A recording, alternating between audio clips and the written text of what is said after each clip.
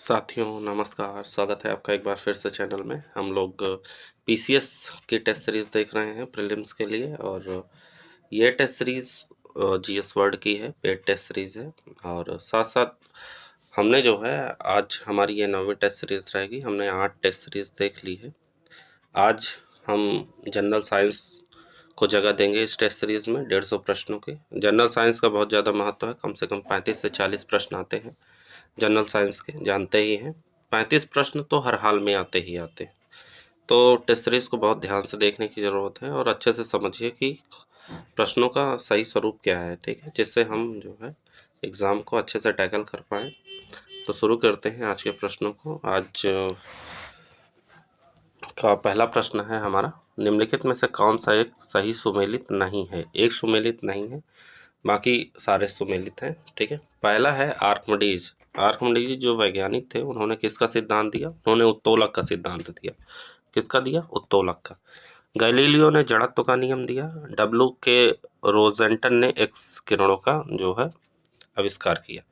तो ये तीनों तो सही हैं। आइजक न्यूटन विद्युत चुंबकीय सिद्धांत नहीं दिया, बल्कि विद्युत चुंबकीय सिद्धांत मैक्सवेल ने दिया था। किसने? मैक्सवेल ने। अच्छा, विद्युत चुंबकीय सिद्धांत है क्या? जब किसी परिपथ में विद्युत धारा उच्च आवृत्ति से बदलती है तो परिपथ में उत्पन्न ऊर्जा तरंगों के रूप में उत्सर्जित होने लगती है।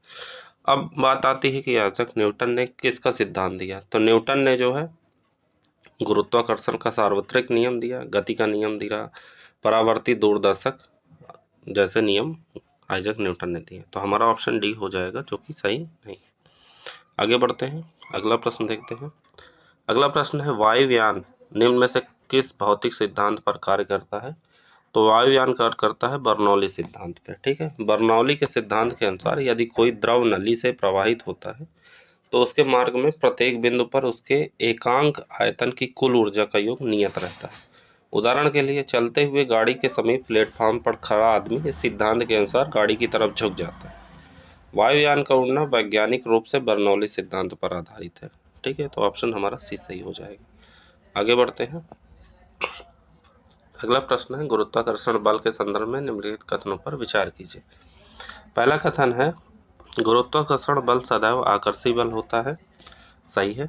गुरुत्वाकर्षण बल सिद्धांत चुंबकीय बल से अधिक प्रबल होता है। गलत है। क्यों? क्योंकि गुरुत्वाकर्षण बल किन्हीं दो पिंडों के मध्य उनके द्रव्यमानों के कारण लगने वाला आकर्षण बल है, ठीक है। यह एक सार्वजनिक बल है जिसकी प्रकृति सदैव आकर्षी होती है, ठीक है। विद्युत चुंबकीय बल आवेशित कणों के बीच लगने वाला बल है। इस बल की प्रकृति आकर्षी अथवा प्रतिकर्षी होती है। गुरुत्वाकर्षण बल की भांति विद्युत चुंबकीय बल काफ़ी लंबी दूरियों तक कार्यरत रहता है, तथा इसे किसी माध्यम की आवश्यकता नहीं होती है। गुरुत्वाकर्षण बल की तुलना में यह बल अधिक प्रबल होता है, ठीक है। तो गुरुत्वाकर्षण बल जो है सिद्धांत चुंबकीय बल से प्रबल नहीं होता, बल्कि चुंबकीय बल अधिक प्रबल होता है, ठीक है। तो ऑप्शन हमारा ए सही हो जाएगा, ठीक।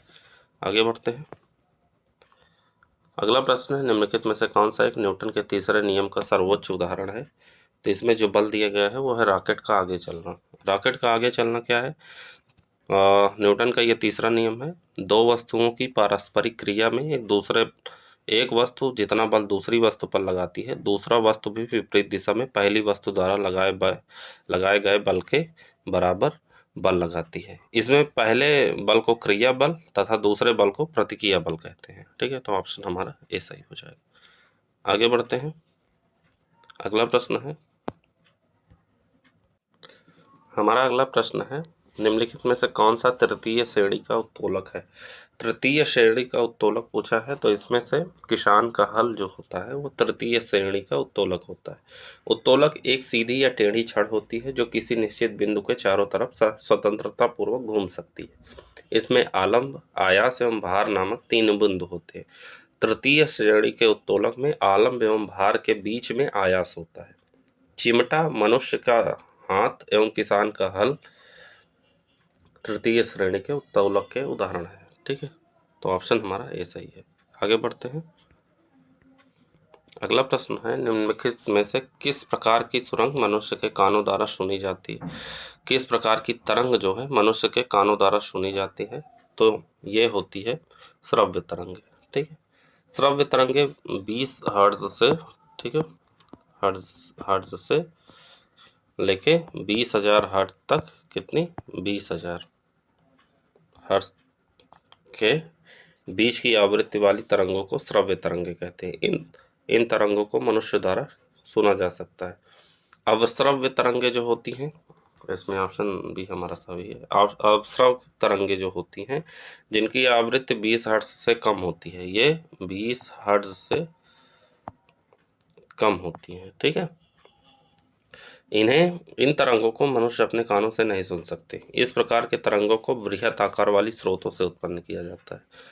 और 20,000 हर्ट्ज से जो ऊपर की तरंगे होती हैं उन्हें पराश्रव्य तरंगे कहते हैं। ये 20,000 हर्ट्ज से ऊपर होती हैं, ठीक है, ये बड़ी होती हैं 20,000 हर्ट्ज से।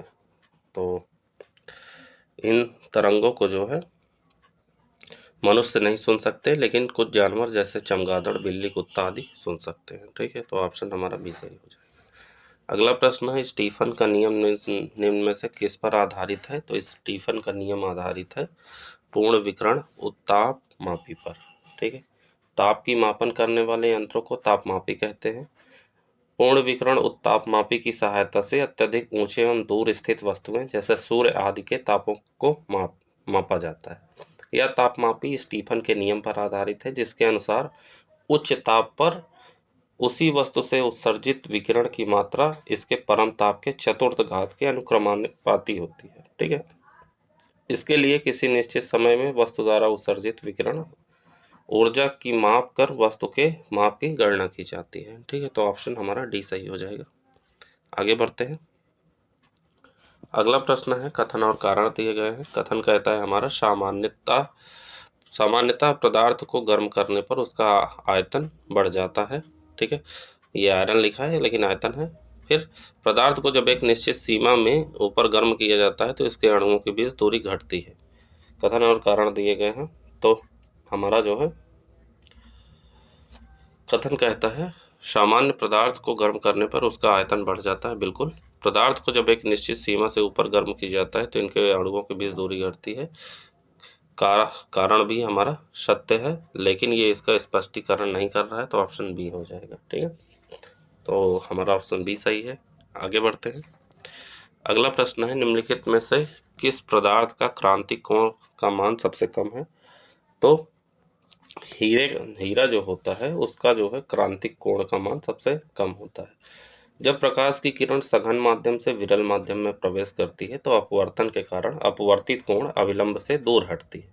जैसे जैसे हम आपतन कोण का मान बढ़ाते हैं, विरल माध्यम से अपवर्तित किरण अविलंब से दूर हटती जाती है, अर्थात अपवर्तन कोण का मान बढ़ता जाता है। जब अपवर्तन कोण का मान 90 डिग्री हो जाता है तो इस स्थिति में आपतन कोण को क्रांतिक कोण कहते हैं, ठीक है। तो ऑप्शन हमारा बी सही है। आगे बढ़ते हैं। अगला प्रश्न है, कैथोड किरणों के संबंध में निम्नलिखित में से कौन सा कथन असत्य है? असत्य पूछा है, तो इसमें से कैथोड किरणें उच्च ऊर्जा वाले प्रोटॉनों का पुंज है, ये गलत है, ठीक है। ऑप्शन ए ही हमारा गलत है। क्यों? क्योंकि कैथोड किरणें केवल उच्च ऊर्जा वाले, ठीक है, केवल उच्च ऊर्जा वाले इलेक्ट्रॉनों का पुंज है, ना कि प्रोटॉनों का, ठीक है। इलेक्ट्रॉनों का पुंज है, इलेक्ट्रॉनों का पुंज है। बी हमारा सही है, क्योंकि ये किरणें केवल गैस के प्रयोग से उत्पन्न हो सकती हैं, सही है। कैथोड किरणें ऋणात्मक होती हैं और ये विद्युत एवं चुंबकीय क्षेत्र में विक्षेपित होती हैं, ठीक है। तो ऑप्शन हमारा ए जो है सत्य नहीं है, असत्य है, ठीक है। आगे बढ़ते हैं। अगला प्रश्न है, निम्नलिखित में से किसके द्वारा अतिचालकता की खोज की गई थी? तो अतिचालकता की खोज की गई थी केमरलिंग ओन्स द्वारा। किसके द्वारा? केमरलिंग ओन्स द्वारा। कब की गई थी? 1911 में, ठीक है। अतिचालक वे पदार्थ होते हैं जिनका प्रतिरोध निम्न होता है, निम्न ताप पर शून्य हो जाता है, ठीक है। अतिचालक की खोज सर केमरलिंग ओन्स ने 1911 में की थी। अतिचालकता पूर्णतः प्रतिचुंबकीय होता है, चुंबकीय बल रेखाएं उसे भेद कर उसे बाहर नहीं जा पाती हैं, ठीक है। तो ऑप्शन हमारा ये सही है। आगे बढ़ते हैं। अगला प्रश्न है, निम्नलिखित में से किन किन पदार्थों का प्रयोग परमाणु रिएक्टरों में न्यूट्रॉनों की गति मंद करने के लिए किया जाता है? तो ये किया जाता है भारी जल से ग्रेफाइट, ठीक है, भारी जल से ग्रेफाइट। नाभिकीय रिएक्टर ऐसे संयंत्र होते हैं जिसमें नाभिकीय चेन रिएक्शन को नियंत्रित किया जाता है। नाभिकीय रिएक्टर का इस्तेमाल विद्युत ऊर्जा उत्पन्न करने के लिए किया जाता है। सामान्यतः सभी न्यूक्लियर रिएक्टर नाभिकीय संलयन पर आधारित होते हैं। इसमें ईंधन के रूप में यूरेनियम 235 या प्लूटोनियम 239 का प्रयोग किया जाता है।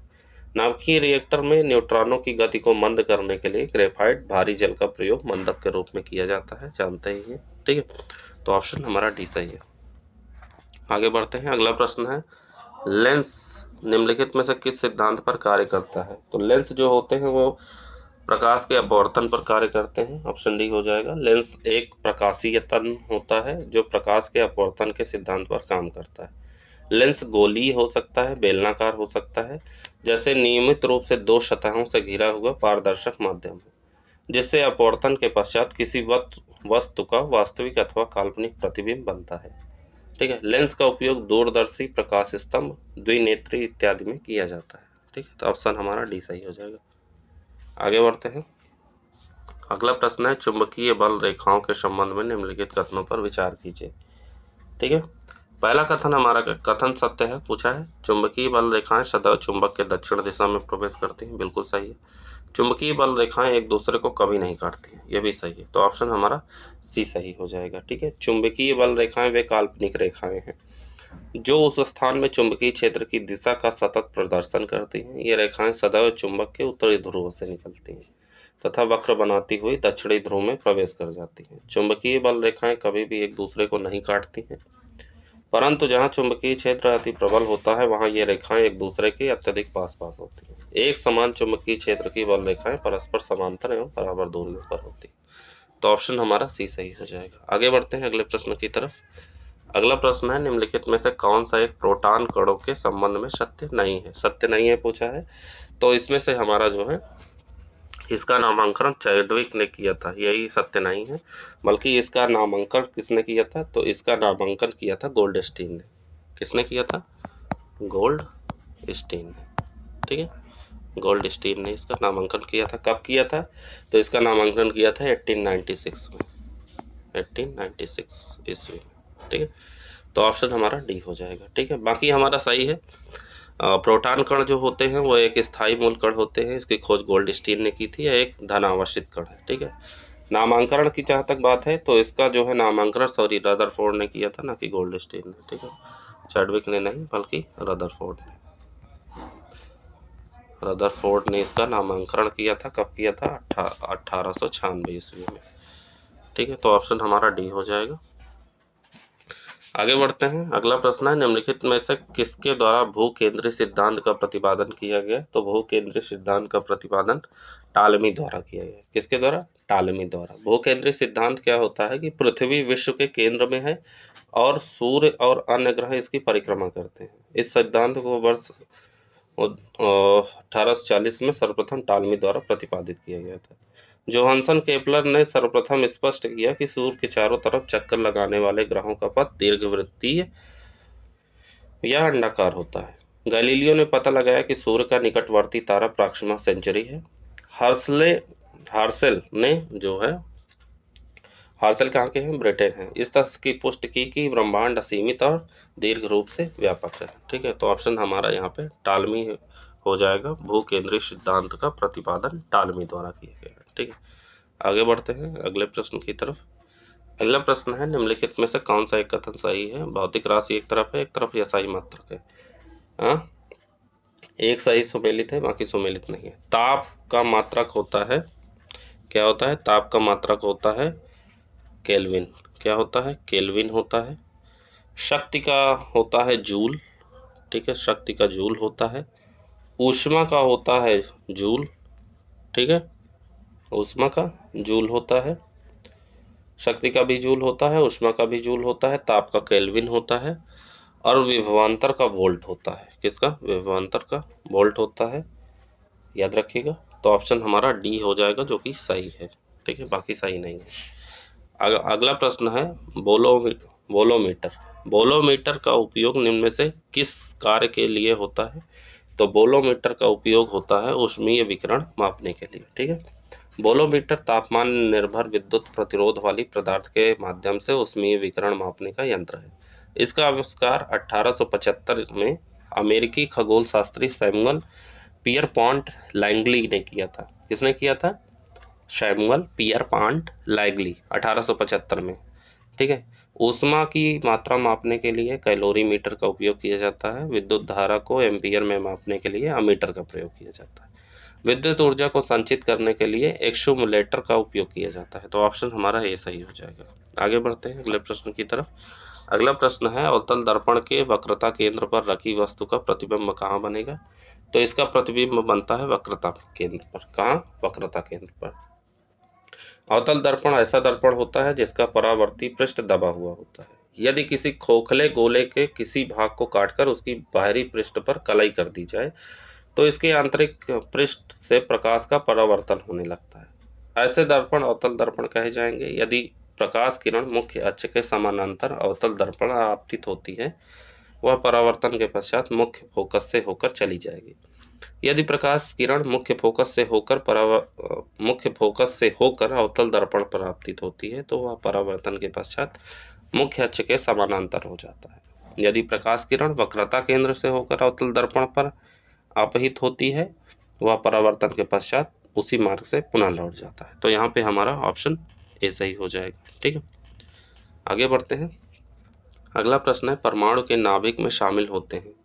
तो परमाणु के नाभिक में कौन शामिल होते हैं? प्रोटॉन व न्यूट्रॉन शामिल होते हैं। ठीक है, प्रोटॉन व न्यूट्रॉन दोनों शामिल होते हैं। नाभिक परमाणु के मध्य स्थित धनात्मक वैद्युत युक्त अत्यंत ठोस क्षेत्र होता है। नाभिक नाभिकीय किरणों प्रोटॉन तथा न्यूट्रॉन से बने होते हैं। इसे न्यूक्लियस कहा जाता है। प्रोटॉन व न्यूट्रॉन दोनों का द्रव्यमान लगभग बराबर होता है तथा दोनों का आंतरिक कोणीय संवेग 1/2 होता है। ठीक है, किसी नाभिक के प्रोटॉन न्यूट्रॉन को अलग करने के लिए आवश्यक ऊर्जा को बंधन ऊर्जा कहते हैं। ठीक है, यदि ऊर्जा नाभिक को संयुक्त रूप से बांध के रखती है। ठीक है, तो ऑप्शन हमारा डी सही हो जाए। आगे बढ़ते हैं। अगला प्रश्न है, निम्नलिखित में से कौन सी एक अदिश राशि नहीं है? अदिश राशि नहीं है कौन सी? तो अदिश राशि इनमें से वेग नहीं है। कौन सी नहीं है? वेग नहीं है। ठीक है, भौतिक राशियों को 2 वर्गों में बांटा जाता है, एक अदिश एक सदिश। अदिश राशियां वे राशियां होती हैं जिनमें केवल परिमाण की आवश्यकता होती है। ठीक है, दिशा की नहीं, जैसे समय, ऊर्जा, द्रव्यमान, आयतन। सदिश राशि वे भौतिक राशियां होती हैं जिनमें परिमाण के साथ साथ दिशा की भी आवश्यकता होती है और योग के निश्चित नियमों के अनुसार जोड़ी जाती है। उन्हें सदिश राशियां कहते हैं। ठीक है, तो ऑप्शन हमारा सी हो जाएगा। आगे बढ़ते हैं। अगला प्रश्न है, परम ताप को निम्नलिखित में से किस में व्यक्त किया जाता है? तो परम ताप को व्यक्त किया जाता है केल्विन पैमाना से। परम शून्य ताप सिद्धांत रूप से अधिकतम ताप की कोई सीमा नहीं होती है, परंतु निम्न ताप की सीमा होती है। किसी वस्तु का तापमान -273.15 डिग्री से कम नहीं हो सकता है।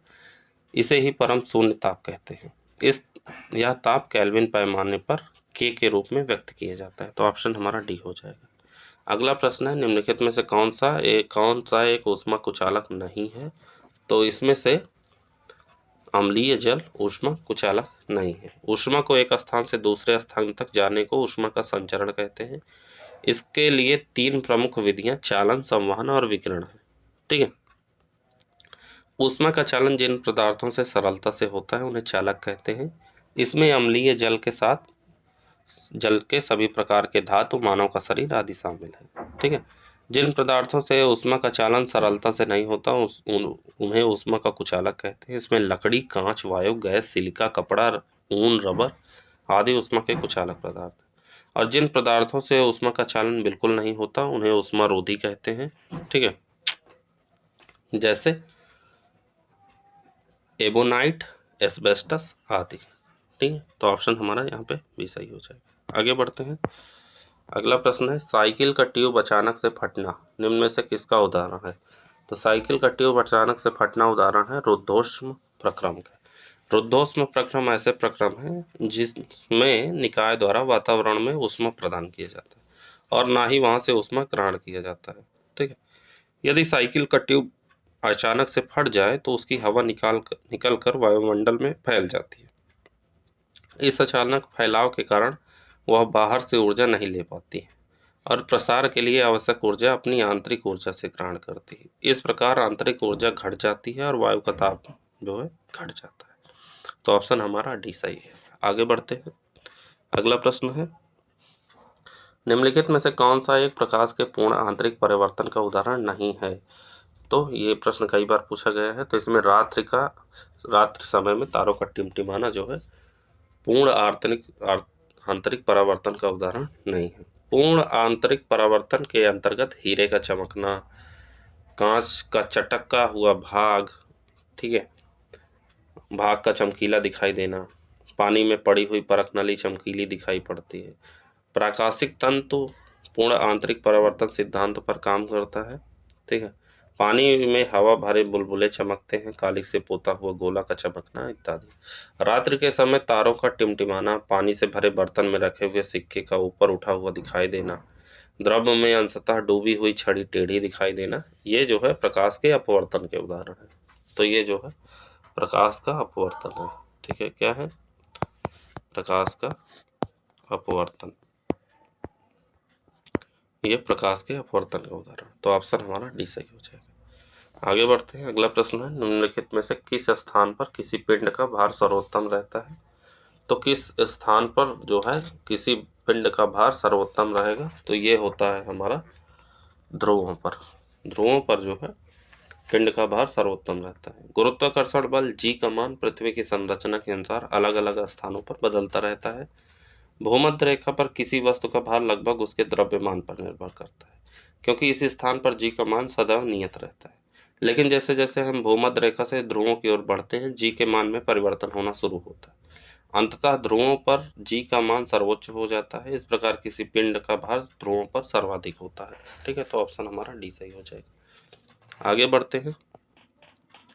अगला प्रश्न है, ग्रीष्म ऋतु में लोलक घड़ियां प्रायः सुस्त हो जाती हैं, इसका प्रमुख कारण है। तो इसका कारण होता है क्योंकि लोलक की लंबाई बढ़ जाती है। बहुत आसान प्रश्न है। जैसा कि हम जानते हैं, लोलक की कालावधि लोलक की लंबाई पर निर्भर करता है। ग्रीष्म ऋतु में ऊष्मीय प्रसार बढ़ने के कारण लोलक की लंबाई बढ़ जाती है, जिससे लोलक की घड़ियां प्रायः सुस्त हो जाती हैं। तो ऑप्शन हमारा बी सही है। आगे बढ़ते हैं अगले प्रश्न की तरफ। अगला प्रश्न है, क्या होगा यदि पृथ्वी पर उपस्थित गुरुत्वाकर्षण बल अचानक शून्य हो जाए। तो अगर ऐसा होता है तो वस्तु का भार भी शून्य हो जाएगा, ठीक है। वस्तु का भार उसके द्रव्यमान पर निर्भर करता है, ठीक है।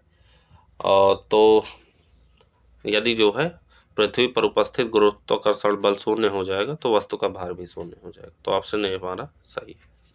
आगे बढ़ते हैं। अगला प्रश्न है, कथन और कारण दिए गए हैं। कथन कहता है, सर्दियों में ऊनी वस्त्र शरीर को गर्म रखते हैं। बिल्कुल सही है, सर्दियों में ऊनी वस्त्र शरीर को गर्म रखते हैं।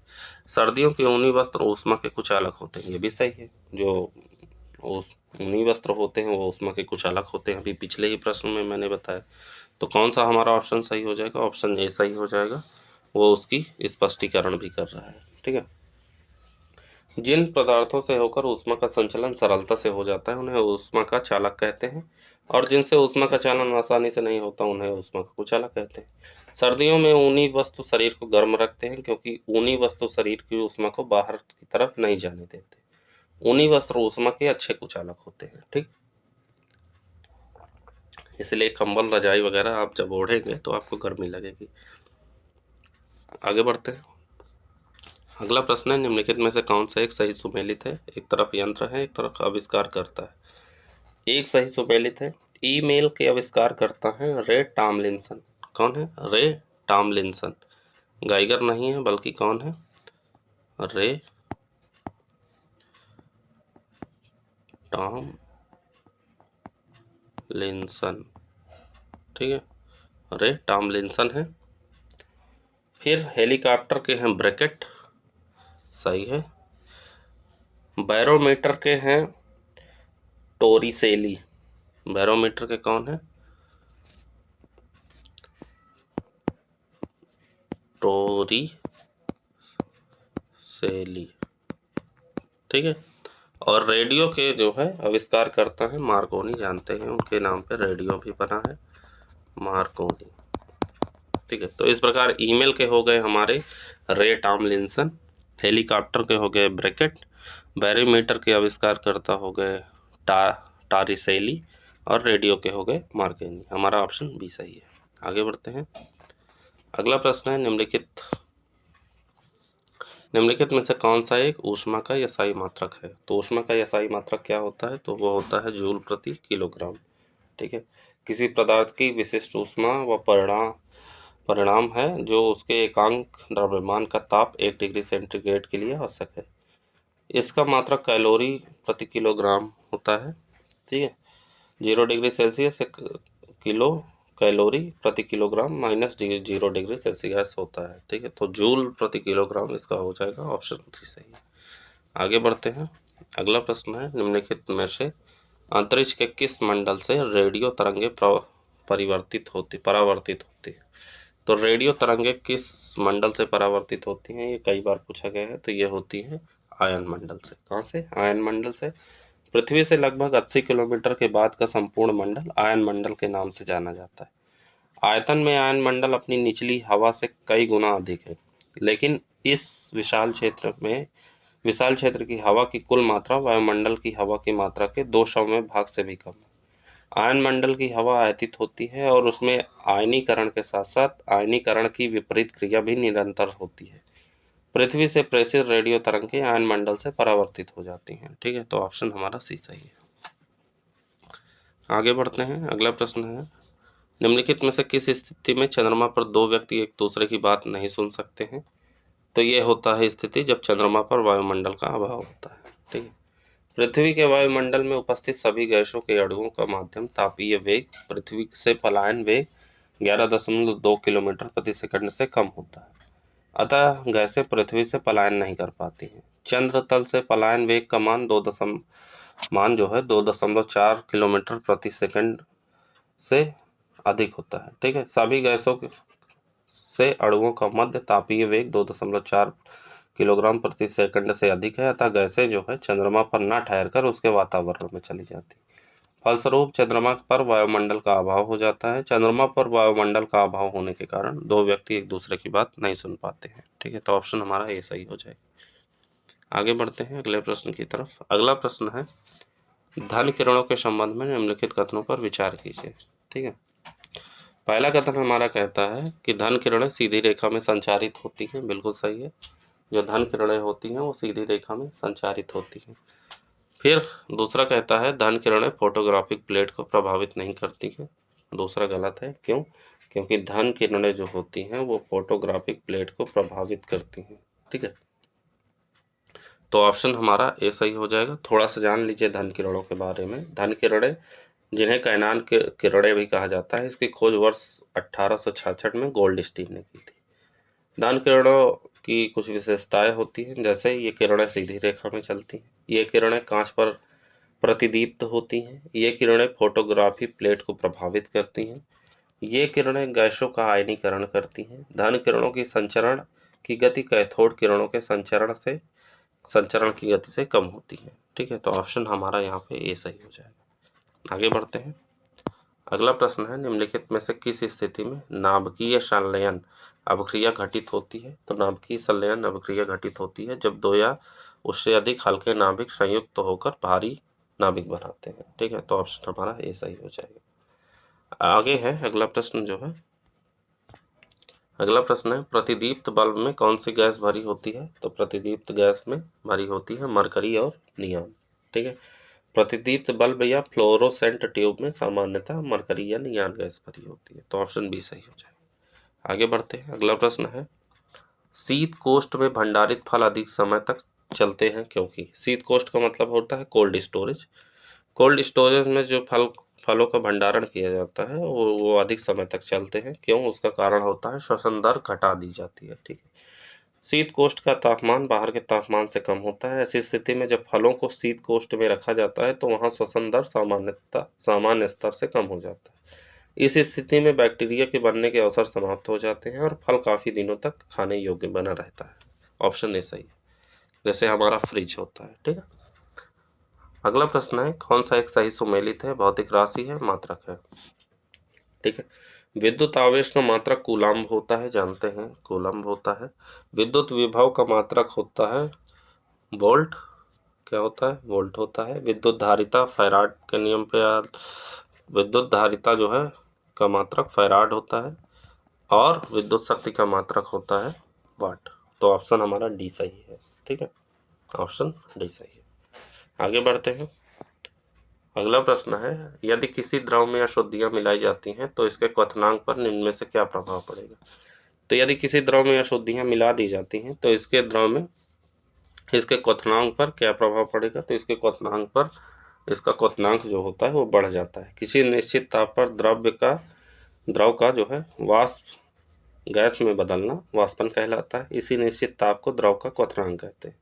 द्रव बढ़ाने तथा अशुद्धियों को मिलाने से द्रव का क्वथनांक बढ़ जाता है। ठीक है, तो ऑप्शन हमारा ए सही हो जाएगा। आगे बढ़ते हैं। अगला प्रश्न है, कथन और कारण दिए गए हैं। कथन कहता है, यदि किसी पेय में बर्फ का टुकड़ा डाला जाता है तो पेय का तापमान कम हो जाता है। बिल्कुल सही है। बर्फ पिघलाने के लिए पेय की गुप्त ऊष्मा कम हो जाती है जिससे पेय ठंडा हो जाता है। ठीक है, ये भी सही है और ये इसका जो है स्पष्टीकरण भी कर रहा है। तो ऑप्शन हमारा ए सही हो जाएगा। ठीक, आगे बढ़ते हैं। अगला प्रश्न है, स्क्रू गेज का उपयोग निम्न में से किसके लिए होता है। इंपॉर्टेंट क्वेश्चन है, पूछा जा सकता है। तो स्क्रू गेज का उपयोग जो है किया जाता है महीन, ये गहीन नहीं महीन है, ठीक है, महीन है, ये महीन तारों का व्यास मापने वाले यंत्र के रूप में किया जाता है। ठीक है, स्क्रू गेज का उपयोग महीन तारों का व्यास मापने के लिए किया जाता है। स्पेक्ट्रम का विश्लेषण करने वाले यंत्र को क्या कहते हैं। स्पेक्ट्रोस्कोप कहते हैं। क्या कहते हैं, ये याद रखिएगा, स्पेक्ट्रोस्कोप।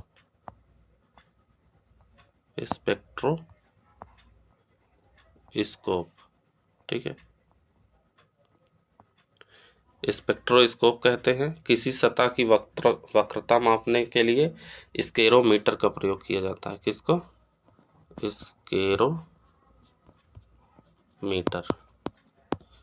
और शर्करा की सांद्रता मापने वाले यंत्र को क्या कहा जाता है, स्फेरोमीटर। क्या कहा जाता है, स्फेरोमीटर।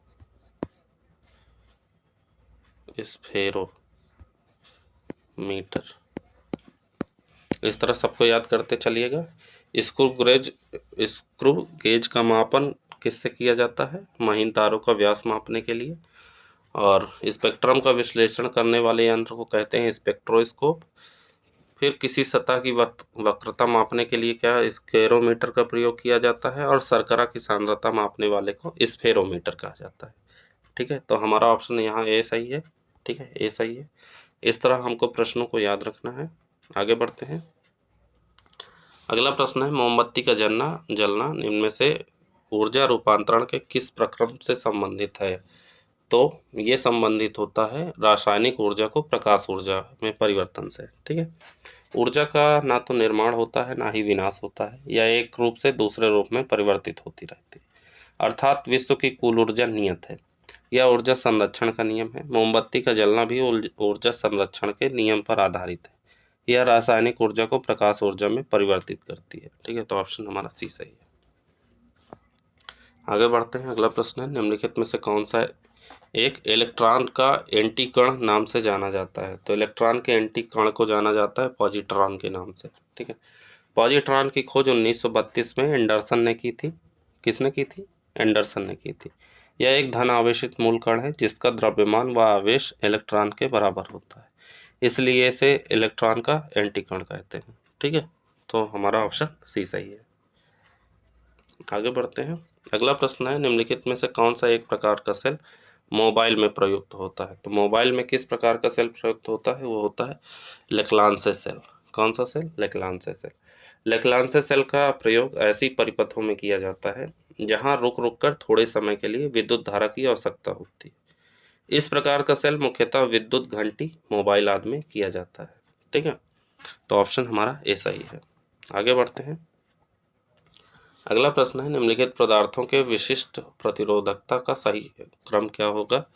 तो इसका सही क्रम हो जाएगा कांच, सिलिकॉन और कार्बन। ठीक है, कैसे हो जाएगा, विशिष्ट प्रतिरोधकता किसी चालक की लंबाई, चालक के क्षेत्रफल पर निर्भर करता है। कुछ पदार्थ जिनकी विशिष्ट प्रतिरोधकता अत्यधिक होती है, जैसे कांच 10 की घात 10 माइनस 10 की घात 14 ओम, ठीक है। सिलिकॉन जैसे 2.3 गुणे 10 की घात 3 ओम, और कार्बन जैसे 3.5 गुणे 10 की घात -5 ओम, ठीक है।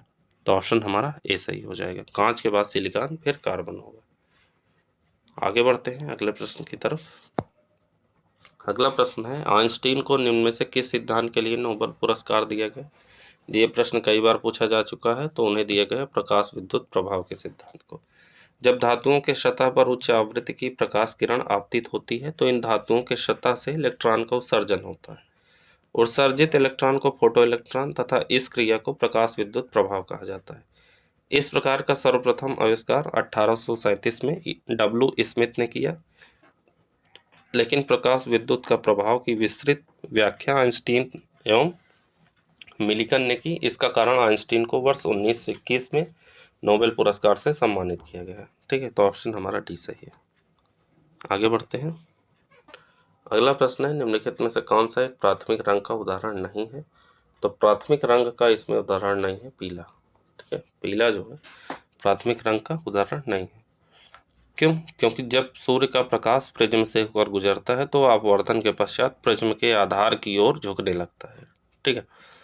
साथ साथ विभिन्न रंगों के प्रकाश में बढ़ जाता है। इस प्रकार प्राप्त रंगों के समूह को वर्णक्रम कहते हैं, तथा श्वेत प्रकाश को अपने अवयवी रंगों में विभक्त होने की प्रक्रिया को वर्ण विक्षेपण कहते हैं। विक्षेपण के पश्चात प्रकाश प्राथमिक, द्वितीयक तथा पूरक रंगों में विभक्त होता है।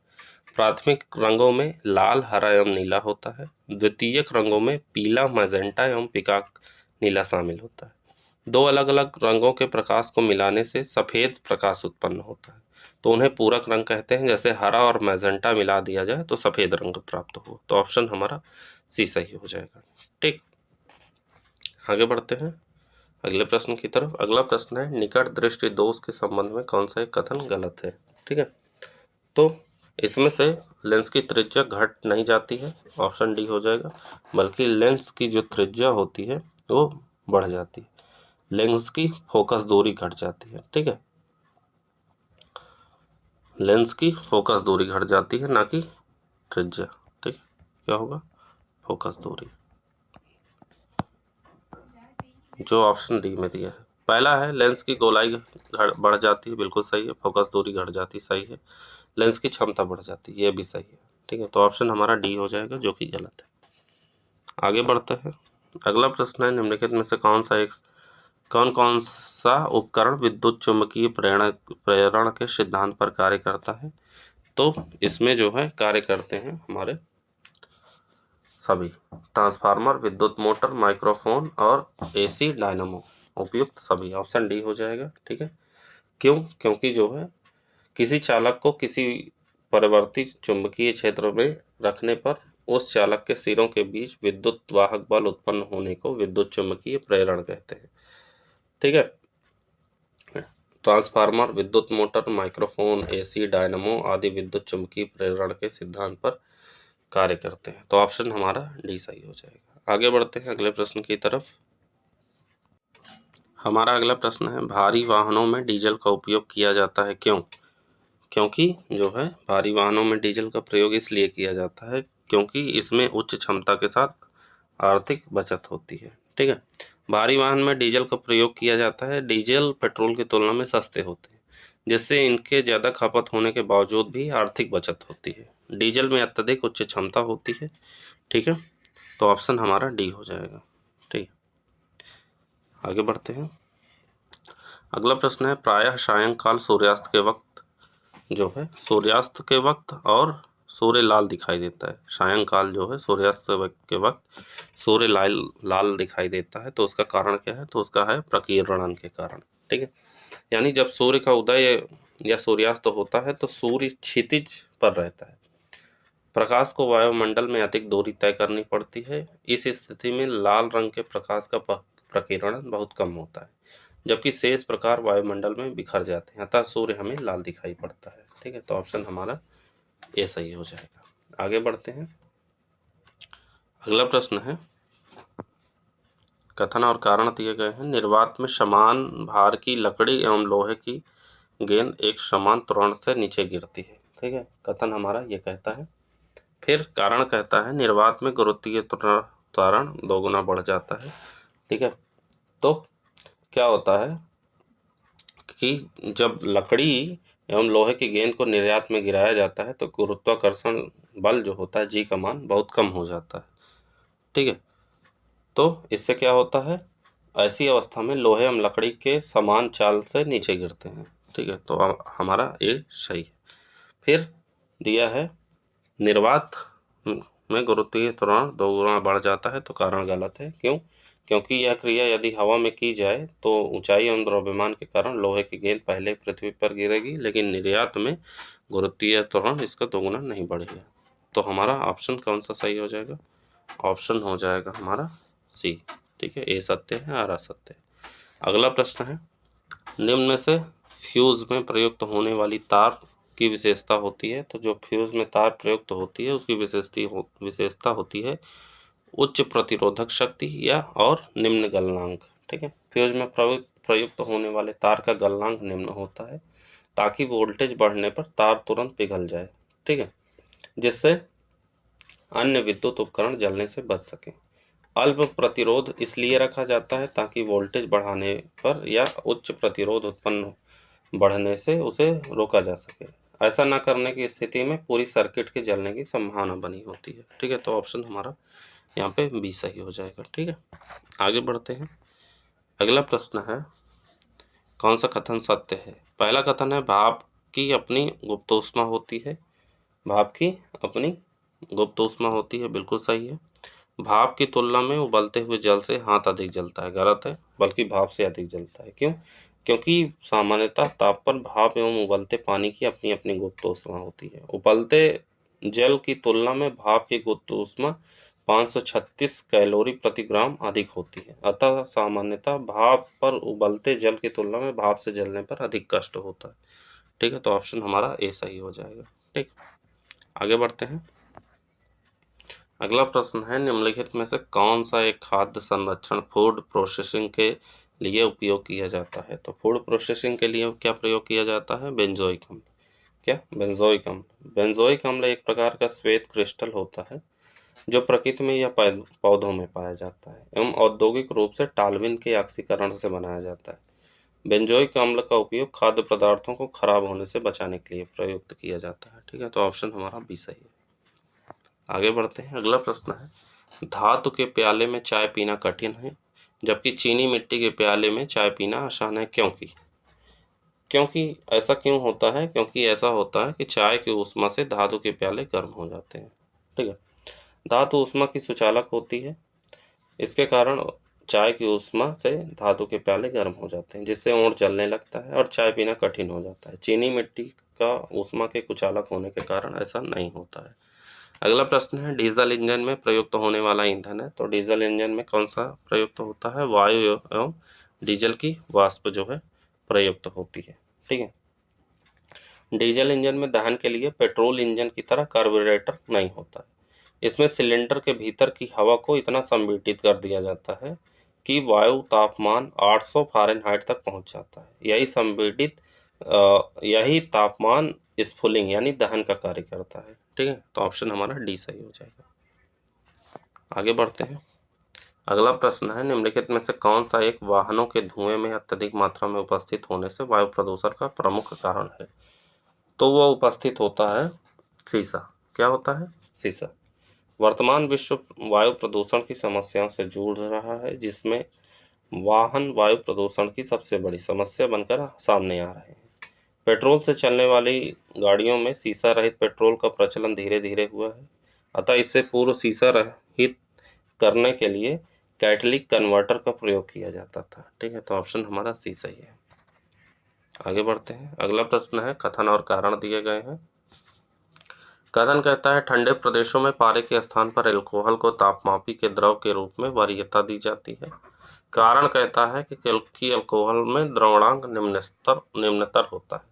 ठीक है, तो कथन के अनुसार जो है ठंडे प्रदेशों में पारे के स्थान पर एल्कोहल को तापमापी द्रव के रूप में वरीयता दी जाती है। बिल्कुल सही है, क्योंकि एल्कोहल में द्रवणांक निम्नतर होता है, ये भी सही है और ये इसकी व्याख्या स्पष्टीकरण कर रहा है, तो ऑप्शन हमारा ए हो जाएगा। थर्मामीटर बनाने में मुख्य रूप से एल्कोहल एवं पारे का प्रयोग किया जाता है। ठीक है, एल्कोहल का प्रयोग उन तापमापियों में किया जाता है जो -40 डिग्री सेंटीग्रेड से नीचे तापमान को मापते हैं। एल्कोहल का द्रवणांक निम्नतर होने के कारण इसका हिमांक भी काफी नीचे होता है। फलतः 0 से कम तापमान पर भी यह द्रव अवस्था में रहता है। ठीक है, तो ऑप्शन हमारा सही है। आगे बढ़ते हैं। अगला प्रश्न है हमारा, निम्नलिखित में से किसको उच्च वेग प्रदान करने के लिए साइक्लोट्रॉन का प्रयोग किया जाता है? तो किसको? तो ये होता है प्रोटॉन। साइक्लोट्रॉन एक त्वरक उपकरण है जिसके माध्यम से प्रोटॉन, अल्फा कण और न्यूट्रॉन आदि में उच्च वेग उत्पन्न किया जाता है। तो ऑप्शन हमारा बी सही हो जाएगा। आगे बढ़ते हैं। अगला प्रश्न है, निम्नलिखित में से एक सही सुमेलित है। एक तरफ मिश्र धातु है, एक तरफ उपयोग दिया गया है। पीतल का उपयोग किया जाता है बर्तन बनाने में। क्या बनाने में? बर्तन बनाने में। जर्मन सिल्वर का प्रयोग किया जाता है बर्तन बनाने में। बी हमारा सही है। ठीक है। रोल्ड गोल्ड का प्रयोग किया जाता है सस्ते आभूषण बनाने में। क्या बनाने में? सस्ते आभूषण। ठीक है, सस्ते आभूषण बनाने में रोल्ड गोल्ड का प्रयोग किया जाता है। और डच मेटल का प्रयोग भी जो है सस्ते आभूषण बनाने में किया जाता है। ठीक है, तो ऑप्शन हमारा यहाँ पे बी सही है। आगे बढ़ते हैं। अगला प्रश्न है, कार के इंजन में नॉकिंग से बचने के लिए निम्न में से कौन सा पदार्थ प्रयोग में लाया जाता है? तो इसमें लाया जाता है टेट्राएथिल लेड। ठीक है, कार के इंजन में नॉकिंग से बचने के लिए टेट्राएथिल लेड का प्रयोग किया जाता है। इसे पेट्रोल में मिलाने से एंटी नॉकिंग गुण बढ़ जाता है और पेट्रोल की ऑक्टेन संख्या भी बढ़ जाती है। ब्यूटेन का प्रयोग प्रोपेन के साथ एलपीजी गैस में मुख्य रूप से किया जाता है। यह एक रंगहीन, गंधहीन तथा स्वादहीन गैस है। तो ऑप्शन हमारा डी सही है। अगला प्रश्न है हमारा, निम्नलिखित पदार्थों में से कौन सा विस्फोटक नहीं है? ठीक है, तो इसमें से क्लोरोफॉर्म जो होता है वो ओजोन परत के क्षरण में सहायक पदार्थ होता है, यह विस्फोटक नहीं होता। बाकी ये तीनों ट्राइनाइट्रोटॉल्यूइन TNT और ट्राइनाइट्रोग्लिसरीन और ट्राइमेथिलीन डायनामाइड, ठीक है, ये तीनों जो है प्रयोग जो होते हैं वो विस्फोटक के रूप में होते हैं। तो ऑप्शन हमारा यहाँ पे ए सही हो जाएगा। आगे बढ़ते हैं। अगला प्रश्न है, निम्नलिखित में से कौन सा एक नाइट्रोजन का उर्वरक नहीं है? तो नाइट्रोजन का कौन सा एक उर्वरक नहीं है? तो इसमें पोटेशियम क्लोराइड जो होता है वो नाइट्रोजन का उर्वरक नहीं होता है। क्या होता है, मृदा में बाहर से मिलाए जाने वाले पदार्थ जो मृदा को उपजाऊ बनाते हैं वो उर्वरक कहलाते हैं। ठीक है, नाइट्रोजन के उर्वरक में urea, ammonia sulphate, calcium nitrate, calcium cyanamide आदि शामिल होते हैं। पोटेशियम क्लोराइड जो होता है वो पोटेशियम का उर्वरक होता है। किसका होता है? पोटेशियम का, ना कि नाइट्रोजन का। ठीक है, ये पोटेशियम का उर्वरक है। तो ऑप्शन हमारा डी हो जाएगा। आगे बढ़ते हैं अगले प्रश्न की तरफ। अगला प्रश्न है, निम्नलिखित में से कौन सा एक सही सुमेलित है? एक तरफ मिश्रित पदार्थ है, एक तरफ कांच का रंग दिया गया है। ठीक है, मैग्नीज डाइऑक्साइड, तो मैग्नीज डाइऑक्साइड का रंग लाल होता है। ठीक है, लाल होता है। कैडमियम ऑक्साइड का रंग पीला होता है। ठीक है, जो मैग्नीज ऑक्साइड होता है उसके कांच का रंग पीला लाल हो जाएगा। कैडमियम सल्फेट का रंग हो जाएगा पीला। कोबाल्ट ऑक्साइड का हो जाएगा गहरा नीला। सही है। फेरिक ऑक्साइड का हरा ना होकर क्या होता है? भूरा होता है। ठीक है, भूरा होता है। तो ऑप्शन यहाँ पे हमारा सी सही है। आगे बढ़ते हैं। अगला प्रश्न है, निम्नलिखित में से किसका उपयोग टेल्कम पाउडर के निर्माण में किया जाता है? कई बार पूछा गया प्रश्न है। तो टेल्कम पाउडर बनाने में थियोफेस्टस खनिज का उपयोग किया जाता है। किसका? थियोफेस्टस खनिज का उपयोग किया जाता है। ठीक है, अब पूछा जाए कि जिप्सम का उपयोग कहाँ किया जाता है? तो जिप्सम का प्रयोग जो है मिट्टी में क्षारकत्व को कम करने के लिए किया जाता है। फिर पानी की स्थायी कठोरता दूर करने के लिए पोटेशियम क्लोराइड का उपयोग किया जाता है और क्लोरोफॉर्म को सूर्य के प्रकाश में वायुमंडल में खुला अगर छोड़ दिया जाए तो विषैली गैस फास्जीन में बदल जाती है। ठीक है, तो ऑप्शन हमारा यहाँ पे डी सही हो जाएगा। टेल्कम पाउडर बनाने में थियोफेस्टस खनिज का प्रयोग किया जाता है। आगे बढ़ते हैं। अगला प्रश्न है, जल की स्थायी कठोरता का कारण क्या होता है? तो जल की स्थायी कठोरता का कारण होता है कैल्शियम और मैग्नीशियम के सल्फेट। ठीक है, जल की कठोरता यदि जल को उबालने से दूर हो जाती है, ठीक है, तो इस प्रकार की कठोरता अस्थायी कठोरता होती है। इस प्रकार के कठोरता को दूर करने के लिए जल में बुझा चूना मिलाते हैं। इसका प्रमुख कारण कैल्शियम और मैग्नीशियम का बायोकार्बोनेट है। यदि जल को कठोरता उबालने से दूर नहीं होती है, ठीक है, तो यह स्थायी कठोरता कही जाती है। इसका प्रमुख कारण कैल्शियम एवं मैग्नीशियम का सल्फेट होता है। तो ऑप्शन हमारा यहाँ पे सी सही हो जाता है। स्थायी कठोरता पूछ रहा है तो कैल्शियम एवं मैग्नीशियम के सल्फेट हो जाएगा। ठीक है, और अगर अस्थायी पूछता तो कैल्शियम एवं मैग्नीशियम का बाइकार्बोनेट हो जाता है। ये अस्थायी होता है। ठीक है, अस्थायी कठोरता। आगे बढ़ते हैं। अगला प्रश्न है, निम्नलिखित में से कौन सा यौगिक मरकरी के द्वारा नहीं बनाया जा सकता है? तो मरकरी के द्वारा नहीं बनाया जा सकता है क्या? श्वेत पिगमेंट। मरकरी का उपयोग जो है यौगिकों के बनाने में प्रयुक्त होता है, जैसे थर्मामीटर, अमलगम, सिंदूर। ठीक है, श्वेत पिगमेंट जिंक सल्फाइड से बनता है। किससे बनता है? जिंक सल्फाइड से। ठीक है, तो ऑप्शन हमारा डी हो जाएगा यहाँ पे। आगे बढ़ते हैं।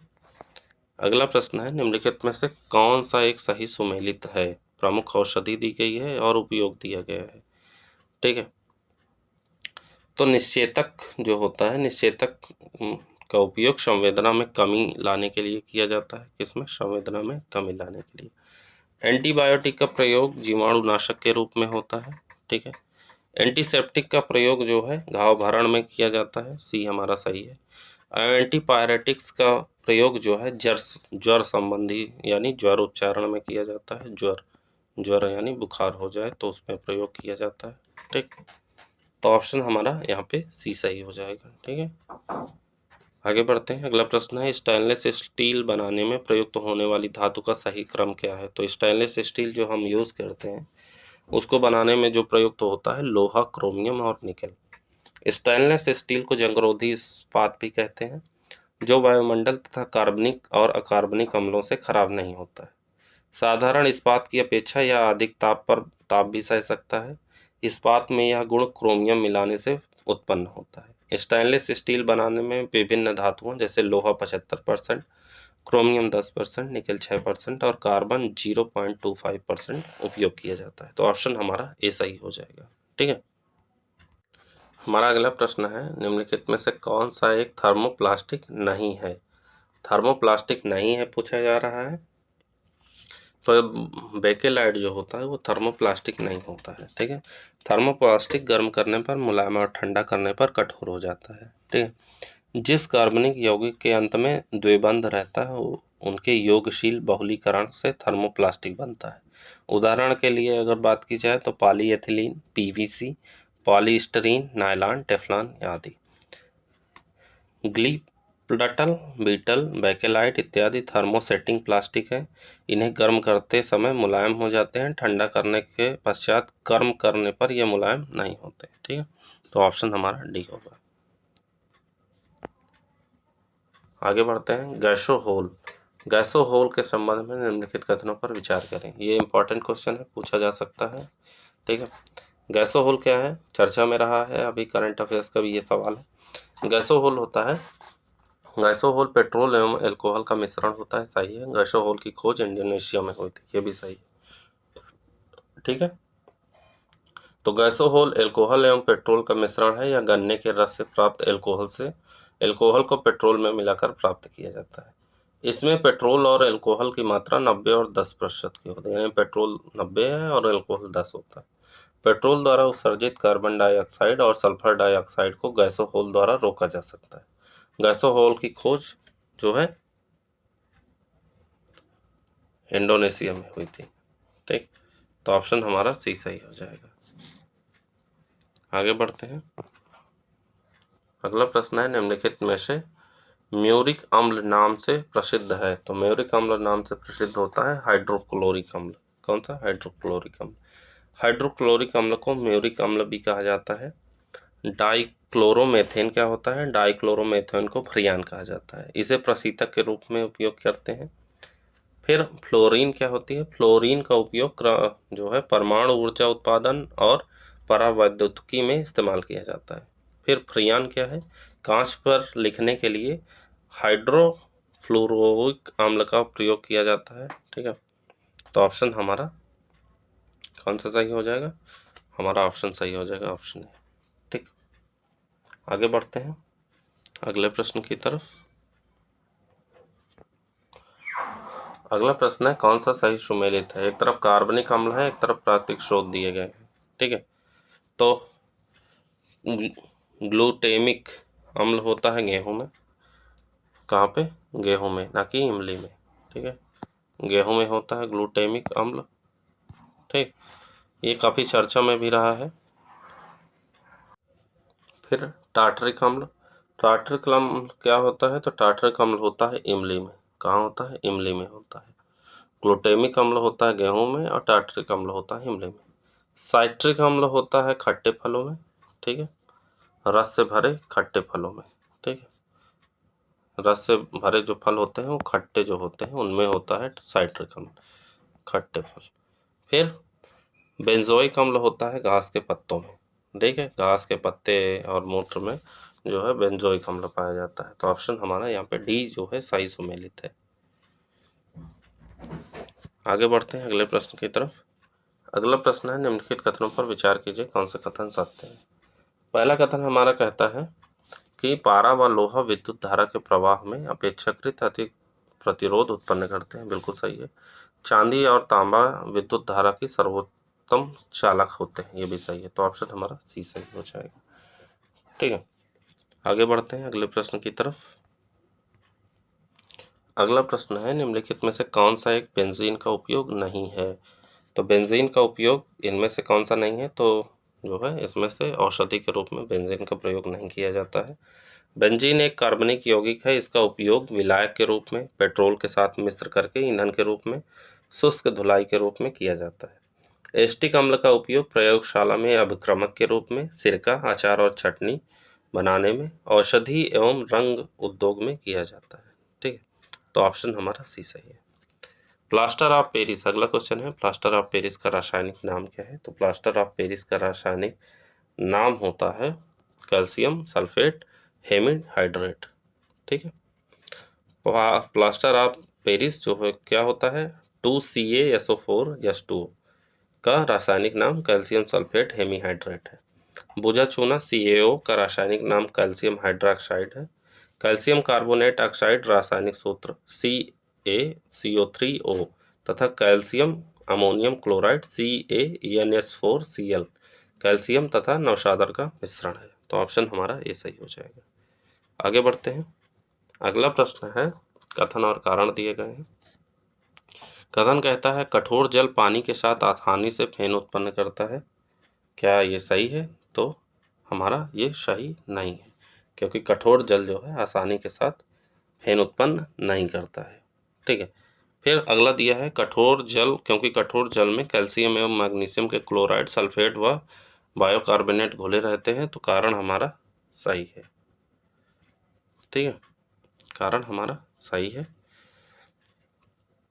क्यों? क्योंकि कठोर जल में कैल्शियम एवं मैग्नीशियम के क्लोराइड, सल्फेट व बायोकार्बोनेट घुले होने के कारण जल की कठोरता बढ़ जाती है।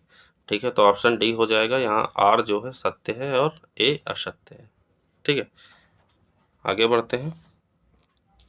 अगला प्रश्न है निम्न में से कौन सा एक हाइड्रोजन का समस्थानिक नहीं है? तो हाइड्रोजन का समस्थानिक भारी जल नहीं होता है। ठीक है, हाइड्रोजन के 3 समस्थानिक होते हैं, प्रोटियम, डाइट्रियम और जो है भारी जल ड्यूटेरियम का ऑक्साइड से बनता है। ठीक है, हाइड्रोजन के समस्थानिक कौन कौन से होते हैं? पोट्रियम, प्रोटियम, जैसे 1H1 की परमाणु संख्या और द्रव्यमान संख्या बराबर अर्थात 1 होती है। ड्यूटेरियम दूसरा होता है, एक भारी हाइड्रोकार्बन है, इसकी परमाणु संख्या 1 तथा द्रव्यमान संख्या 2 होती है। और टाइट्रियम जिसकी 1S3 होती है, हाइड्रोजन का दुर्लभ समस्थानिक है, इसकी परमाणु संख्या 1 तथा द्रव्यमान संख्या 3 होती है। भारी जल जो होता है वो ड्यूटेरियम के ऑक्साइड से बनता है। ड्यूटेरियम हाइड्रोजन का भारी समस्थानिक है, इसकी खोज 1932 में यूरे और वाशबर्न ने की थी। तो ऑप्शन हमारा सी हो जाएगा। अगला प्रश्न है सोडियम थायोसल्फेट का मुख्य उपयोग है। तो सोडियम थायोसल्फेट का मुख्य उपयोग क्या हो सकता है? तो वो होता है सिल्वर और गोल्ड का निष्कर्षण। ठीक है, सोडियम थायोसल्फेट जिसे हाइपो के नाम से जाना जाता है, इसका मुख्य प्रयोग जो है फोटोग्राफी में प्रतिक्लोर के रूप में सिल्वर और चांदी के निष्कर्षण में किया जाता है। ठीक है, फिर बोरेक्स का उपयोग कांच, साबुन व मोमबत्ती बनाने में, कांच व सिरेमिक की वस्तुओं पर ग्लेज करने, जल को मृदु करने तथा चमड़े की रंगाई में किया जाता है। तो ऑप्शन हमारा ए सही हो जाएगा। ठीक है, तो ये तीनों का जो है किस में होता है? ये होता है बोरेक्स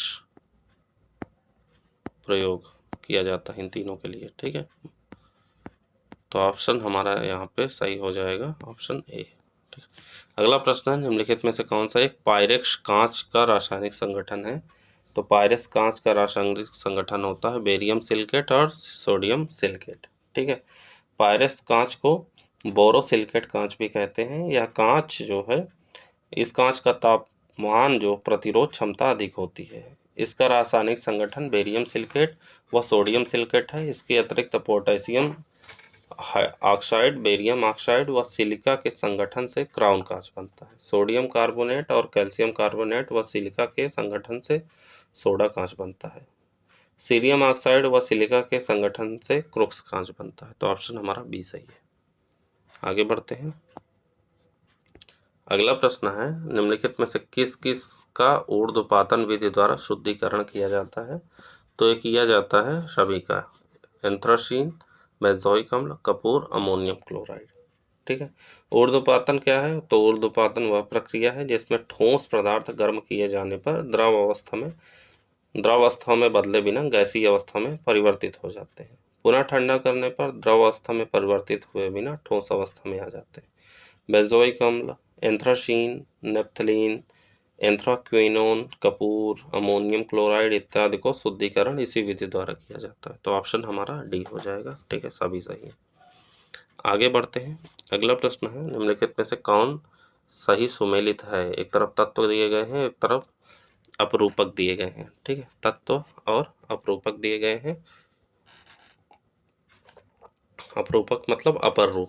ठीक है, तो कार्बन का जो है अपर रूप क्या होता है? तो कार्बन का होता है हीरा। ठीक है, कार्बन का क्या होता है? हीरा होता है। सल्फर का होता है एमार्फस सल्फर, सल्फर का एमार्फस सल्फर। फास्फोरस का क्या होता है? तो फास्फोरस का होता है स्कारलेट फास्फोरस। क्या होता है? एकारलेट फास्फोरस, एकारलेट फास्फोरस। और ऑक्सीजन का क्या होता है? ऑक्सीजन का होता है ओजोन। ठीक है, ऑक्सीजन का ओजोन या ऑक्सीजन। तो हमारा ऑप्शन डी सही हो जाएगा। ठीक है, अगला प्रश्न है वाटर जेट तकनीक का प्रयोग किया जाता है। तो वाटर जेट जो होता है उसका प्रयोग किया जाता है खाद्यान्नों के वेदन में। कहाँ किया जाता है? खाद्यान्नों के वेदन में। वाटर जेट तकनीक में पानी की धार तीव्र गति के साथ छोड़ा जाता है। इस तकनीक का उपयोग खदानों के वेदन में किया जाता है। ठीक है, जो खदान होती हैं उनको भेदने में किया जाता है। आगे बढ़ते हैं। अगला प्रश्न है निम्नलिखित में से किसका उपयोग सड़कों पर लगे पीले लैंपों में किया जाता है? तो ये किया जाता है सोडियम का प्रयोग। ठीक है, सड़कों के किनारे लगे पीले बल्ब सोडियम वाष्प लैंप होते हैं। इन लैंपों में सोडियम पैराऑक्साइड, सोडियम साइनाइड, टेट्राएथिलेट को प्रयुक्त किया जाता है। इसमें विकिरित प्रकाश तरंगदैर्घ्य कुछ कम होती है, इसलिए पीली रोशनी उत्पन्न करते हैं। ठीक है, तो ऑप्शन हमारा सी सही है। अगला प्रश्न है कांच में पीकॉक नीला रंग प्रदान करने के लिए किसका प्रयोग किया जाता है? तो ये प्रयोग किया जाता है क्यूप्रिक लवण का। ठीक है, कांच को पीकॉक नीला रंग प्रदान करने के लिए क्यूप्रिक लवण का प्रयोग किया जाता है।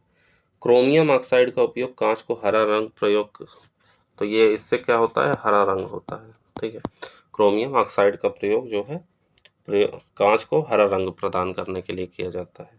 फिर कोबाल्ट ऑक्साइड का उपयोग कांच को गहरा नीला बनाने के लिए किया जाता है। तो इससे जो है गहरा नीला होता है। ठीक है, गहरा नीला होता है। सब कुछ याद करते चलिएगा। और कैडमियम सल्फेट कांच को पीला रंग प्रदान करने के लिए किया जाता है। ठीक है, शाही मिलान के लिए पूछा जा सकता है, तो ज़रूर याद कर लीजिएगा। तो यहाँ पे हमारा ऑप्शन बी सही हो जाएगा। पीकॉक नीला के लिए क्यूप्रिक लवण, क्रोमियम ऑक्साइड हरा के लिए, कोबाल्ट ऑक्साइड गहरा नीला के लिए, और कैडमियम सल्फेट पीला के लिए। ठीक है, तो ऑप्शन हमारा बी सही है। आगे बढ़ते हैं। अगला प्रश्न है, निम्नलिखित में से कौन सा एक कृत्रिम मधुरक का उदाहरण नहीं है। ठीक है, तो कृत्रिम मधुरक इसमें से जो है नाइट्रोलियम नहीं है। कृत्रिम मधुरक की खोज 1879 में की गई थी। यह सुक्रोज से 550 गुना अधिक मीठा होता है। यह शरीर में अपरिवर्तित रूप से मूत्र के साथ बाहर हो जाता है। इसका उपयोग मधुमेह के रोगियों के लिए किया जाता है। प्रमुख कृत्रिम मधुरक स्पार्टम सैकरीन का अन्य नाम आर्थोसल्फो बेंजीमाइड है। ठीक है, तो ऑप्शन हमारा डी सही है। आगे बढ़ते हैं। अगला प्रश्न है, निम्नलिखित में से कौन सा सही सुमेलित है। एक तरफ यौगिक है, एक तरफ उपयोग दिया गया है। ठीक है, एक तरफ यौगिक है, एक तरफ उपयोग दिया गया है। नाइट्रस ऑक्साइड शल्य चिकित्सा में प्रयोग होता है, सही है। ठीक है, फिर क्यूप्रस ऑक्साइड, अभी मैंने पीछे बताया, तो क्यूप्रस ऑक्साइड का प्रयोग किया जाता है पेस्टिसाइड के रूप में। किसमें? पेस्टिसाइड, ना कि ब्रांज बनाने में। ठीक है, पेस्टिसाइड के रूप में किया जाता है। फिर क्यूप्रिक क्लोराइड का प्रयोग जल शुद्धिकरण के लिए किया जाता है। ठीक है, और मैग्नीशियम क्लोराइड का प्रयोग किया जाता है औषधि निर्माण और वायलरों में किया जाता है। ठीक है, तो ऑप्शन हमारा यहाँ पे ए सही है। ठीक, आगे बढ़ते हैं अगले प्रश्न की तरफ। अगला प्रश्न है, निम्नलिखित में से कौन सा उपधातु मानव निर्मित है। तो मानव निर्मित उपधातु कौन सा होता है? पोलोनियम। ठीक है, ये वो वे तत्व जो धातु एवं अधातु दोनों की विशेषता रखते हैं, उन्हें उपधातु कहा जाता है। आवर्त सारणी में इन तत्वों की स्थिति धातु और अधातु के मध्य होती है। अधातुओं की संख्या 7 है, जो boron, silicon, germanium, arsenic, antimony, टेलेरियम और पोलोनियम है। ठीक है, तो ऑप्शन हमारा ये सही है। ठीक है, आगे बढ़ते हैं। अगला प्रश्न है, कथन और कारण दिए गए हैं। कथन कहता है विलयन स्थायी एवं पारदर्शक होता है, और कारण कहता है विलयन में विलेय के कण इस प्रकार से घुल मिल जाते हैं कि एक दूसरे में विभेद करना संभव नहीं होता है। ठीक है, तो हमारा कथन भी सही है और कारण भी सही है, और ये इसका स्पष्टीकरण कर रहा है, तो ऑप्शन ए हो जाएगा। ठीक है, विलयन क्या होता है? विलयन दो या दो से अधिक पदार्थों का समांग मिश्रण होता है, जिसमें निश्चित ताप पर विलेय और विलायक की अपेक्षित मात्राएं एक निश्चित सीमा के अंदर निरंतर परिवर्तित हो सकती हैं। ठीक है, विलयन एक स्थायी पारदर्शक हो सकता है। विलयन में विलायक के कण इस प्रकार घुल मिल जाते हैं कि एक दूसरे से विभेद करना संभव नहीं हो पाता है। ठीक है, तो इस प्रकार हमारा ऑप्शन सही है। आगे बढ़ते हैं। अगला प्रश्न है, कोल गैस के संगठन में सर्वाधिक मात्रा में प्रयुक्त होता है। तो कोल गैस के संगठन में सर्वाधिक मात्रा में क्या प्रयुक्त होता है? तो वो होता है हाइड्रोजन। कोल गैस दहनशील गैसों का मिश्रण होता है। इसका संगठन कोयले की किस्म और भंजक श्रवण के ताप पर निर्भर करता है। इसमें सर्वाधिक मुख्य भाग में हाइड्रोजन 55%, मीथेन 30% और कार्बन मोनोऑक्साइड 4%, असंतृप्त हाइड्रोकार्बन 3% और अज्वलनशील अशुद्धियाँ 8% प्रयुक्त होती है। ठीक है, तो ऑप्शन हमारा बी सही है। अगला प्रश्न है, ग्रेफाइट के संदर्भ में कौन सा कथन असत्य है। ठीक है, तो ग्रेफाइट के संदर्भ में पूछा है, तो पहला है यह मुलायम होता है। ग्रेफाइट मुलायम होता है, सही है। यह विद्युत का सुचालक होता है, यह भी सही है। यह पारदर्शी व रंगीन होता है, यह गलत है। ठीक है, क्यों? क्योंकि ये पारदर्शी और रंगीन नहीं होता, यह अपारदर्शी और राख के रंग का होता है। ठीक है, और इसे कागज पर रगड़ने पर काला निशान बनता है, यह भी सही है। ठीक है, तो हमारा ऑप्शन जो है सी सही नहीं है, सी असत्य है। तो आगे बढ़ते हैं अगले प्रश्न की तरफ। निम्नलिखित में से कौन सा उत्प्रेरक स्टार्च को माल्टोज में परिवर्तित करता है। तो स्टार्च को माल्टोज में कौन परिवर्तित करता है? तो ये होता है डाई स्टेज एंजाइम। कौन सा? डाई स्टेज एंजाइम स्टार्च को माल्टोज में डाई स्टेज एंजाइम परिवर्तित करता है। जाइमेज एंजाइम ग्लूकोज से एथिल एल्कोहल बनाने में प्रयुक्त होता है। ट्रिप्सिन एंजाइम अग्नाशय में प्रोटीन को अमीनो अम्ल में अवघटित करता है। वैक्टिक वैसली दूध से लैक्टिक अम्ल बनाने में प्रयुक्त होने वाला उत्प्रेरक है। तो ऑप्शन हमारा यहाँ पे बी सही हो जाएगा। आगे बढ़ते हैं। अगला प्रश्न है, निम्नलिखित में से कौन सा एक सही सुमेलित है? एक तरफ तत्व है, एक तरफ खोज करता है। ठीक है, हाइड्रोजन के खोज करता है कैवेंडिश। कौन है? कैवेंडिश है हाइड्रोजन के खोज करता। कैल्शियम के खोज करता डेवी है, तो सही है। क्लोरीन के खोज करता है शीले। कौन है? बर्कले नहीं बल्कि शीले। ठीक, और नाइट्रोजन के खोज करता है रदरफोर्ड। कौन है? रदरफोर्ड।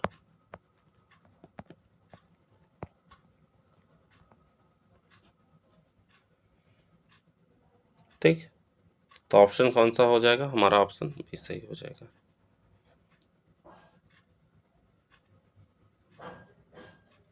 आगे बढ़ते हैं। अगला प्रश्न है, टांका निम्नलिखित में से किसका मिश्र धातु है? तो टांका मिश्र धातु होता है टिन एवं सीसा का। ठीक है, टांका को टिन 67% और सीसा 33% को संयुक्त रूप से मिश्रित करके बनाया जाता है। टिन और तांबे के मिश्रण को कांसा बनाया जाता है। ठीक है, अगर टिन और तांबा मिला दिया जाए तो कांसा बनेगा, और टिन और सीसा मिला जाए तो टांका बनेगा। टिन, तांबा और जस्ता तीनों को मिलाया जाए तो गन धातु बनाई जाती है। ठीक है, इसका प्रयोग इलेक्ट्रॉनिक सामान में होता है। ऑप्शन सी सही है। अगला प्रश्न है, निम्नलिखित में से कौन सा तत्व ब्रह्मांड में सर्वाधिक मात्रा में पाया जाता है? तो ब्रह्मांड में सर्वाधिक मात्रा में हाइड्रोकार्बन पाया जाता है। ठीक है, ब्रह्मांड में सर्वाधिक मात्रा में पाया जाने वाला तत्व हाइड्रोकार्बन यानी हाइड्रोजन है। ब्रह्मांड में अधिकांश तारे अधिक मात्रा में हाइड्रोजन युक्त होते हैं, जिनके संलयन से ऊष्मा एवं प्रकाश उत्पन्न होता है। ब्रह्मांड में दूसरा सर्वाधिक पाए जाने वाला तत्व हीलियम है। वायुमंडल में सर्वाधिक पाए जाने वाला तत्व नाइट्रोजन है। ध्रुव पर पट्टी पर सर्वाधिक मात्रा में पाए जाने वाला तत्व ऑक्सीजन है। पृथ्वी में पाए जाने वाला सबसे अधिक मात्रा में तत्व लोहा है। ठीक है, मैंने सबका बता दिया। ब्रह्मांड में दूसरा सर्वाधिक पाया जाने वाला तत्व हीलियम, वायुमंडल में सर्वाधिक पाया जाने वाला तत्व नाइट्रोजन, भू परपटी में पाया जाने वाला सर्वाधिक तत्व ऑक्सीजन, और पृथ्वी में पाया जाने वाला सर्वाधिक तत्व क्या है? लोहा है। तो ऑप्शन हमारा यहाँ पे डी सही हो जाएगा। आगे बढ़ते हैं अगले प्रश्न की तरफ। अगला प्रश्न है, निम्नलिखित में से कौन सा एक नोबेल का तेल नाम से प्रसिद्ध है? कई बार पूछा गया है। तो नोबेल का तेल होता है TNG। ठीक है, यानी ट्राई नाइट्रोग्लिसरीन जिसे कहते हैं, जो एक प्रकार का तैलीय द्रव होता है। यह पदार्थ डायनामाइट बनाने के लिए प्रयोग किया जाता है। यह नोबेल का तेल नाम से प्रसिद्ध है। यह सांद्र सल्फ्यूरिक अम्ल व सांद्र नाइट्रिक अम्ल के क्रिया के दौरान बनाया जाता है। इस पदार्थ की खोज वर्ष 1846 में की गई थी। ठीक है, तो ऑप्शन हमारा बी सही है। अगला प्रश्न है, निम्नलिखित में से कौन सा एक संश्लिष्ट रेशे के अंतर्गत नहीं आता है? तो संश्लिष्ट रेशे के अंतर्गत कौन नहीं आता है? तो इसमें से पॉलीविनाइल क्लोराइड जो है संश्लिष्ट रेशे के अंतर्गत नहीं आता है। संश्लिष्ट रेशे कई सरल अणुओं के संयोजन से बने बहुलक होते हैं। ये कृत्रिम तरीके से प्रयोगशाला में तैयार किए जाते हैं। संश्लिष्ट रेशों में nylon, rayon, polyester, carbon fibre आदि शामिल हैं। कृत्रिम स्रोतों से प्राप्त रबर को संश्लिष्ट रबर कहा जाता है। इसमें पॉलीस्टरीन, ड्यूप्रीन रबर, नियोप्रीन रबर, थायोफाल रबर और पॉलीविनाइल क्लोराइड आदि शामिल होते हैं। तो ऑप्शन हमारा डी सही है। अगले प्रश्न की तरफ बढ़ते हैं। हमारा अगला प्रश्न है, निम्नलिखित में से कौन सा एक ग्लिसरॉल के उपयोग से नहीं निर्मित होता है? तो ग्लिसरॉल के उपयोग से क्या निर्मित नहीं होता है? तो वो होता है कीटाणुनाशक के रूप में ग्लिसरॉल का प्रयोग नहीं किया जाता है।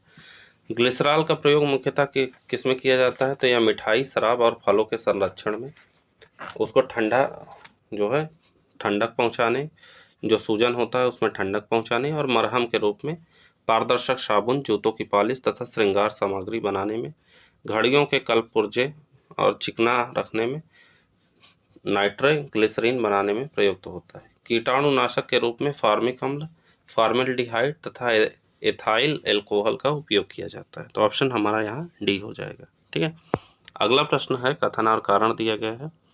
कथन हमारा कहता है, शराब एक एल्कोहलीय पेय है, कथन हमारा सही है। कारण कहता है पावर एल्कोहल का उपयोग इंजनों को बनाने में किया जाता है, कारण भी सही है, लेकिन जो है ये इसका सही स्पष्टीकरण नहीं कर रहा है, ठीक है। एल्कोहल क्या होता है? एल्कोहल विभिन्न पदार्थों के किण्वन के द्वारा बनाया जाता है। यह एक पेय पदार्थ है। शराब के विभिन्न प्रकार होते हैं, इसमें बियर, शैंपेन, साइडर, पोर्ट एवं शेरी विस्की, ब्रांडी, रम आदि शामिल होते हैं, ठीक है। पावर एल्कोहल परिशोधित स्पिरिट, बेंजीन एवं पेट्रोल के मिश्रण से बनता है। इसका प्रयोग इंजनों को बूस्ट या स्टार्ट करने के लिए किया जाता है, लेकिन ये इसका स्पष्टीकरण नहीं कर रहा है कथन का। तो हमारा ऑप्शन कौन सा हो जाएगा? ऑप्शन हमारा बी हो जाएगा, ठीक है। अगला प्रश्न है, निम्नलिखित में से कौन सा एक सही सुमेलित है? एक तरफ वैज्ञानिक है, एक तरफ खोज दिया गया है। किस वैज्ञानिक ने किसकी खोज की? ठीक है, तो डी डुवे ने लाइसोसोम की खोज की। किसकी? लाइसोसोम की। डी डुवे ने लाइसोसोम की। जी पेलेट ने राइबोसोम की खोज की। रॉबर्ट ब्राउन ने केंद्रक की खोज की। किसकी? केंद्रक की। ठीक है, और टी बोबेरी ने तारककाय की खोज की। तो ऑप्शन डी हमारा सम्मिलित है, ठीक है। टी बोबेरी ने तारककाय की खोज की। तो केंद्र जीव द्रव्य की खोज किसने की? तो जीव द्रव्य की खोज जो है डुजार्डिन ने की। किसने? डुजार्डिन, ठीक है। रॉबर्ट ब्राउन ने केंद्रक की खोज की और जीव द्रव्य की खोज डुजार्डिन ने की, ठीक है। तो ऑप्शन हमारा यहाँ डी सही हो जाएगा। आगे बढ़ते हैं। अगला प्रश्न है, निम्नलिखित में से कौन बारूदी सुरंगों का पता लगाने के लिए उपयोगी होते हैं? तो बारूदी सुरंगों का पता लगाने के लिए उपयोगी होते हैं मधुमक्खी, ठीक है। बारूदी सुरंगों का पता लगाने के लिए मधुमक्खियों का प्रयोग किया जाता है। वैज्ञानिकों का मानना है कि मधुमक्खियों की सूंघने की क्षमता कुत्तों की सूंघने की क्षमता से अधिक होती है। मधुमक्खी में श्रवण क्षमता के होने के कारण ये अपने लक्ष्य तक आसानी से पहुंच जाती है। तो ऑप्शन हमारा डी सही है। अगला प्रश्न है, जंतु कोशिका के संबंध में कौन सा कथन गलत है? ठीक है, तो पहला कथन है जंतु कोशिका में कोशिका भित्ति नहीं पाई जाती, बिल्कुल सही है। कोशिका भित्ति जो है पेड़ों में पाई जाती है। दूसरा है जंतु कोशिका में पर्णहरित का अभाव होता है, बिल्कुल सही है। पर्णहरित तो पेड़ों में होता है। तीसरा है जंतु कोशिका में लाइसोसोम की अनुपस्थिति होती है, सही है। जंतु कोशिका में लाइसोसोम अनुपस्थित होता है। इसके अलावा अगला है अधिकांश जंतु कोशिका में तारक केंद्र होता है, तो ये हमारा सही है, ठीक है। तो ऑप्शन सी हमारा गलत है। जंतु कोशिका में लाइसोसोम अनुपस्थित नहीं होता बल्कि उपस्थित होता है, ठीक है। तो ऑप्शन सी हमारा गलत दिया है। जंतु कोशिका में कोशिका भित्ति नहीं पाई जाती है बल्कि कोशिका जीव द्रव्य झिल्ली से ढकी रहती है। इन कोशिकाओं में पर्णहरित का अभाव होता है। जंतु कोशिका में केंद्रक के निकट ताराकार सेंट्रोसोम रचना होती है जो कोशिका विभाजन में सहायक होती है, ठीक है। जंतु कोशिका में लाइसोसोम पाया जाता है। जंतु कोशिका में रसधानी या रिक्तिका नहीं होती है तथा अधिकांश जंतु कोशिकाओं में तारक केंद्र होता है, ठीक है। तो ऑप्शन हमारा सी हो जाएगा। आगे बढ़ते हैं। अगला प्रश्न है, निम्नलिखित में से कौन सा एक श्वेत रक्त कण का मुख्य कार्य है? ठीक है, तो WBC का मुख्य कार्य क्या होता है? रोग प्रतिरोध क्षमता धारण करना, ठीक है। मानव शरीर में श्वेत रक्त कण रोग प्रतिरोधक क्षमता का विकास करते हैं। शरीर में इसकी संख्या 20 से 30 हजार होती है। यह रोगाणु को शरीर में प्रवेश करने से रोकते हैं। तो ऑप्शन हमारा जो है सी सही हो जाएगा। अगला प्रश्न है, हरित लवक के संदर्भ में निम्नलिखित कथनों पर विचार कीजिए। कौन सा कथन सत्य है? पहला कथन कहता है कि इसे कोशिका का रसोई घर कहा जाता है, बिल्कुल। इसमें प्रकाश संश्लेषण की क्रिया संपन्न होती है, यह भी सही है। हरित लवक में मैग्नीशियम धातु उपस्थित होता है, यह भी सही है। तो ऑप्शन हमारा डी हो जाएगा, तीनों सही, ठीक है। पौधों के लिए हरित लवक एक महत्वपूर्ण कोशिकीय संरचना है। इसे कोशिका का रसोई घर कहा जाता है। इसमें प्रकाश संश्लेषण की क्रिया संपन्न होती है। हरित लवक में पर्णहरित के अलावा कैरोटीन एवं जेंथोफिल नामक वर्णक पाया जाता है। पत्तियों का रंग पीला होने के कारण उसमें कैरोटीन का निर्माण होना है, ठीक है।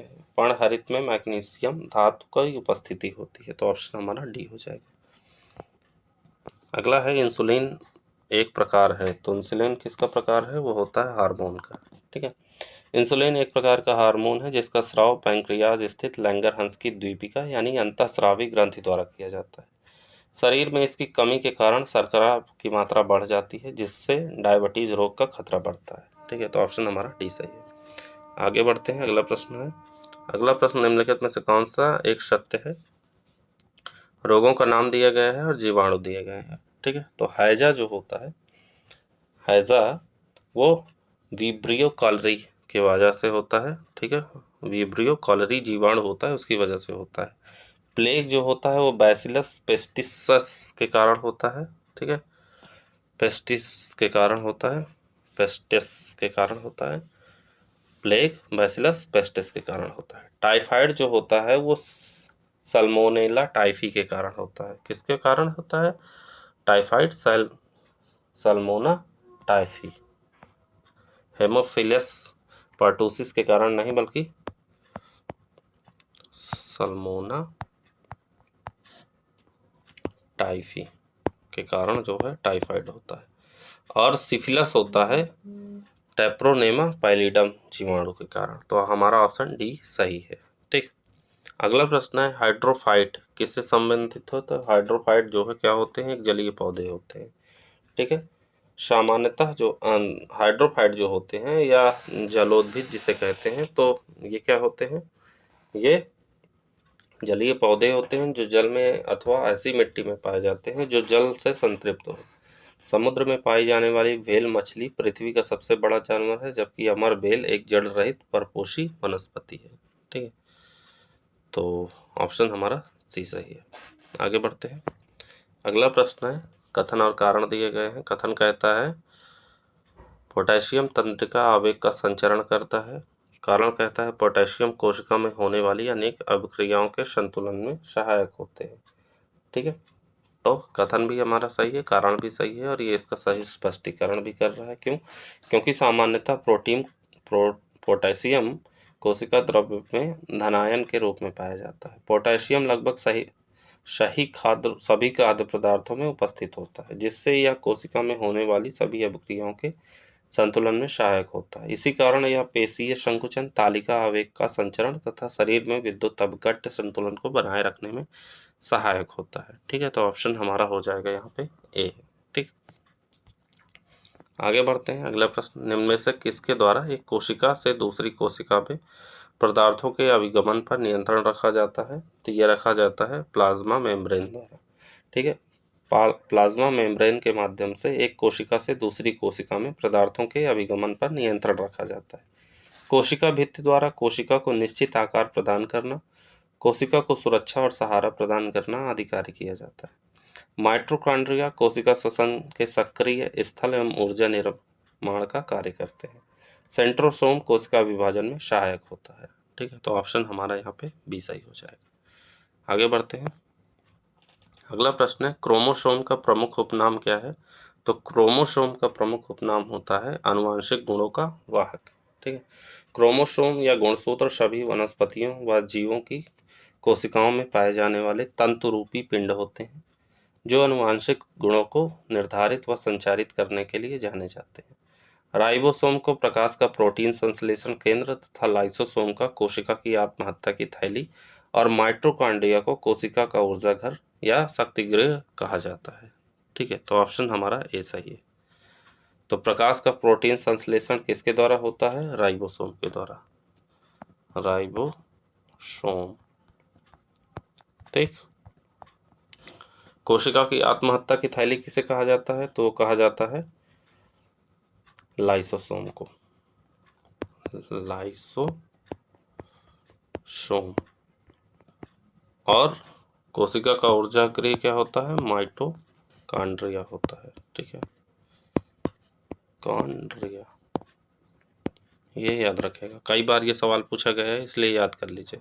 आगे बढ़ते हैं, अगला प्रश्न है निम्नलिखित में से कौन सा एक सही सुमेलित है? एक तरफ कीट है, एक तरफ संचारित रोग दिया गया है। ठीक है, टेबेनस मक्खी जो होती है वो सुर्रा रोग होता है, उससे क्या होता है? फाइलेरिया नहीं बल्कि सुर्रा रोग।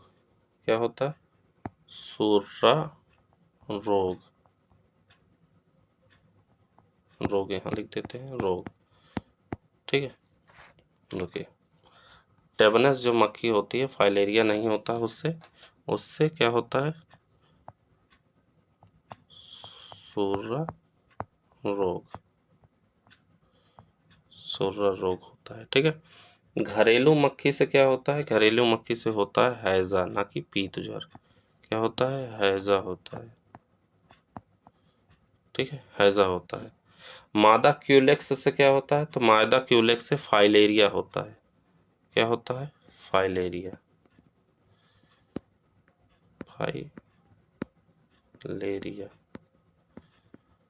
ठीक। और मादा एनीफिलीज से क्या होता है, मलेरिया ज्वर होता है। तो ऑप्शन हमारा डी सही है। ठीक है। अगला प्रश्न है, डीएनए में उपलब्ध कौन सा यौगिक अम्ल नहीं बनाता है। ठीक है। तो डीएनए में उपलब्ध कौन सा यौगिक अम्ल नहीं बनाता है, तो वो होता है टायरोसिन। कौन सा होता है, टायरोसिन। ठीक है। गुणसूत्र में सैकड़ों और हजारों की संख्या में पाए जाने वाले डीएनए के बने होते हैं। डीएनए में 4 प्रकार के आधार बेस पाए जाते हैं, एडेनिन, गुआनिन, साइरोसिन, थाइमिन। ठीक है। डीएनए की रचना का यह आधारभूत नियम है कि एडेनिन हमेशा थाइमिन के साथ और गुआनिन साइटोसिन के साथ जोड़े बनाता है। अतः डीएनए की संरचना से स्पष्ट है कि टायरोसिन डीएनए का यौगिक नहीं है। ठीक है। तो ऑप्शन हमारा डी हो जाएगा।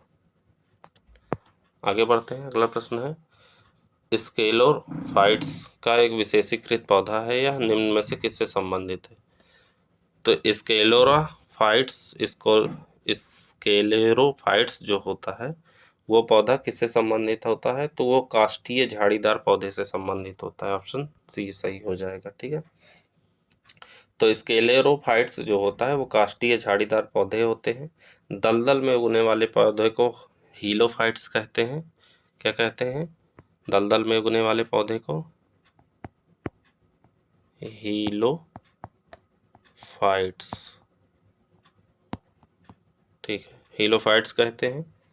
बालू में उगने वाले पौधे को सेमोफाइट्स कहते हैं। क्या कहते हैं, सेमोफाइट्स।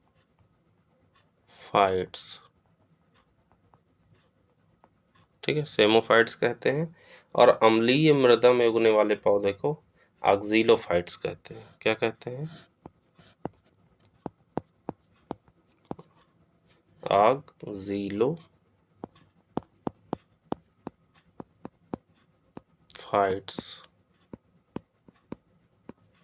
ठीक, ये याद रखिएगा। तो झाड़ी में काष्ठीय झाड़ीदार पौधा स्केलोरोफाइट्स होता है। बालू में उगने वाला पौधा सेमोफाइट्स होता है। दलदल में उगने वाला पौधा हीलोफाइट्स होता है। और अम्लीय मृदा में उगने वाला पौधा ऑक्जिलोफाइट्स होता है। सही मिलान के लिए पूछ सकता है, याद रखिएगा। आगे बढ़ते हैं। अगला प्रश्न है, निम्नलिखित में से कौन सा एक सही सुमेलित है। एक तरफ रोग है, एक तरफ फसल दिया है। शैथिल जो रोग होता है वो आलू में होता है। कहाँ होता है, आलू में, ना कि गेहूं में। ठीक है, शैथिल रोग आलू में। ब्लैक आर्म रोग काटन या कपास में। सही है। अंगमारी रोग किस में होता है, तो अंगमारी रोग होता है धान में। ठीक है। और साइट्रस कैकर होता है नींबू में। ठीक है, ये याद रखें। तो ऑप्शन हमारा बी सही है। अगला प्रश्न, निम्न में से किस यंत्र द्वारा सूक्ष्म जीवाणु यानी बैक्टीरिया को देखा जा सकता है। तो बैक्टीरिया को देखा जा सकता है कंपाउंड खुर्दबीन के द्वारा। ठीक है, कंपाउंड खुर्दबीन के द्वारा वस्तु की आकृति को कई गुना बढ़ाकर देखा जाता है। अतः सूक्ष्म जीवाणु बैक्टीरिया को कंपाउंड खुर्दबीन के माध्यम से देखा जाता है। ठीक है, तो ऑप्शन हमारा ये सही है। आगे बढ़ते हैं। अगला प्रश्न है, मानव कंकाल तंत्र के संबंध में कौन सा एक कथन सत्य है। पहला कहता है, मानव की खोपड़ी कुल अस्थियों की संख्या 29 है। सही है। ठीक है, यही सही है। मानव की जो खोपड़ी होती है उसमें जो अस्थियां होती हैं उसकी संख्या 29 होती है। अगला है, स्कैपुला अस्थि कलाई में पाई जाती है। तो ये गलत है। ठीक है, तो स्कैपुला अस्थि जो है अंश मेखला में होती है। कहाँ होती है, अंश मेखला में। गलत है। कूल्हे का निर्माण सहायक अस्थि काल्प से होती है। तो कूल्हे के निर्माण में जो सहायक अस्थि होती है वो श्रेणी मेखला होती है। यह भी गलत है। और मेखलाओं की संधि कलाई में होती है, तो मेखलाओं की जो संधि होती है वो कंदुक खल्लिका संधि से जुड़ी होती है, तो ये भी गलत है। तो ऑप्शन हमारा ए सही हो जाएगा। आगे बढ़ता है, निम्नलिखित में से किस अंतःस्रावी ग्रंथि द्वारा मोचक हार्मोन स्रावित होता है? तो मोचक हार्मोन स्रावित होता है हाइपोथैलेमस से। किससे? हाइपोथैलेमस। मस्तिष्क में बादाम के आकार के ग्लैंड को हाइपोथैलेमस कहा जाता है। यह हार्मोन सिस्टम को कंट्रोल करता है। यह पिट्यूटरी ग्लैंड के ऊपर स्थित होता है। हाइपोथैलेमस हार्मोन को रिलीज करने में सहायता करता है। यह सेक्स ड्राइव, व्यवहार और भावनाओं के लिए जरूरी माना गया है। इसके कुछ और फंक्शन है, जैसे भूख, प्यास, वजन और स्ट्रेस आदि को कंट्रोल करना। ठीक है, तो ऑप्शन हमारा ए सही है। आगे बढ़ते हैं अगले प्रश्न की तरफ। अगला प्रश्न है, निम्नलिखित में से कौन सा एक सही सुमेलित है? ठीक है, सही सुमेलित पूछा गया है। एक तरफ विषाणु दिए गए हैं, एक तरफ विषाणु जनित रोग दिए गए हैं। ठीक है, तो वायरियोला जो होता है वो उसकी वजह से होता है चेचक। फ्लेवी होता है डेंगू या हड्डी तोड़ बुखार। ठीक है, भी सही है। वायरिशेला जोस्टर होता है छोटी माता, और रेहब्डो होता है रेबीज, ना कि पोलियो। रेबीज होता है। ठीक है, रेबीज, रेहब्डो। ठीक है, तो ऑप्शन हमारा यहाँ पे भी सही हो जाएगा। ठीक, अगला प्रश्न है, दमा रोग निम्नलिखित में से किस कवक के कारण होता है? तो दमा रोग होता है एस्परजिलस फ्यूमिगेट्स के कारण। किसके कारण? एस्परजिलस फ्यूमिगेट्स के कारण। यानी कवक पर्णहरित रहित जो है संकेंद्रीय संवहन ऊतक रहित थैलाफाइट है।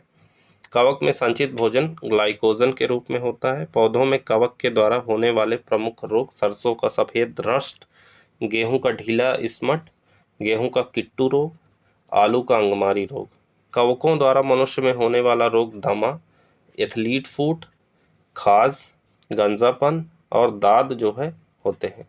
ठीक है, तो ऑप्शन हमारा बी हो जाएगा, ऑप्शन हमारा सी हो जाएगा। ठीक, आगे बढ़ते हैं अगले प्रश्न की तरफ। अगला प्रश्न है, पैथोजीन जो सामान्य जुकाम के लिए उत्तरदायी होता है फैलता है। तो पैथोजीन किसकी वजह से फैलता है? तो पैथोजीन फैलता है रीनो वायरस के कारण। ठीक है, पैथोजीन सामान्यतः जुकाम के लिए उत्तरदायी होता है, रीनो वायरस के कारण फैलता है।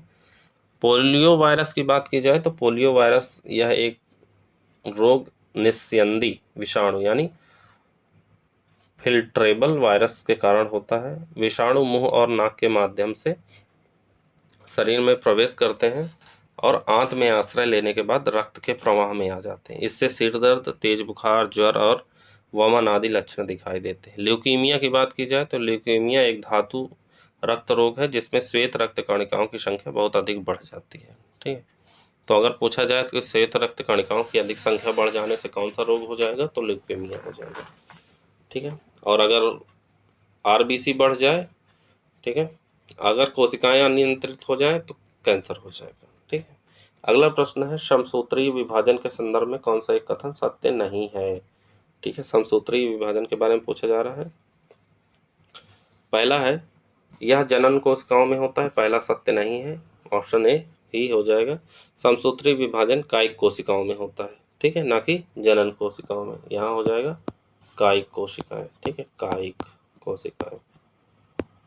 ठीक है, तो विभाजन केवल एक चरण में पूर्ण होता है, समसूत्रीय विभाजन, बाकी सही है। समसूत्रीय विभाजन केवल एक चरण में पूर्ण होता है। अर्धगुण सूत्र लंबे व पतले होते हैं और पादप कोशिकाओं में कोशिका भित्ति निश्चित रूप में बनता है। ठीक है, तो ऑप्शन यहाँ पे हमारा ए सही हो जाएगा। आगे बढ़ते हैं,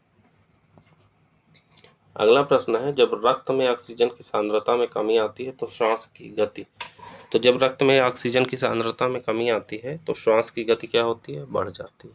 ठीक है, क्या होता है? बढ़ जाती है। जब रक्त में ऑक्सीजन की सांद्रता कम होती है तो श्वसन की गति तेज हो जाती है। इस कारण जब मनुष्य कार्य करता है या दौड़ता है तो ऑक्सीजन पूरी कोशिकाओं में पहुंच नहीं पाती है, जिससे वह हाँफने लगता है और थकावट को महसूस करता है। तो ऑप्शन हमारा ए हो जाएगा। ठीक है, आगे बढ़ते हैं, अगला प्रश्न है, निम्नलिखित में से किस में डीएनए पाया जाता है? तो किस में डीएनए पाया जाता है? तो वो पाया जाता है केंद्रक, माइटोकॉन्ड्रिया और हरित लवक, तीनों में। ठीक है, हरित लवक इसके साथ होगा। ठीक है, हरित लवक तीनों में, तो ऑप्शन डी हो जाएगा। ठीक है, डीएनए में डीऑक्सी राइबोज शर्करा होता है, इसमें बेस एडेनिन, ग्वानिन, थाइमिन और साइटोसिन होता है। डीएनए केंद्रक के अलावा माइटोकॉन्ड्रिया एवं हरित लवक में भी पाया जाता है। ठीक, आगे बढ़ते हैं। अगला प्रश्न है, प्राणी विज्ञान के अंतर्गत केंचुआ, जोंक, नेरिस शामिल है। तो केंचुआ, जोंक और नेरिस किसमें शामिल है? संघ एनिलिडा में।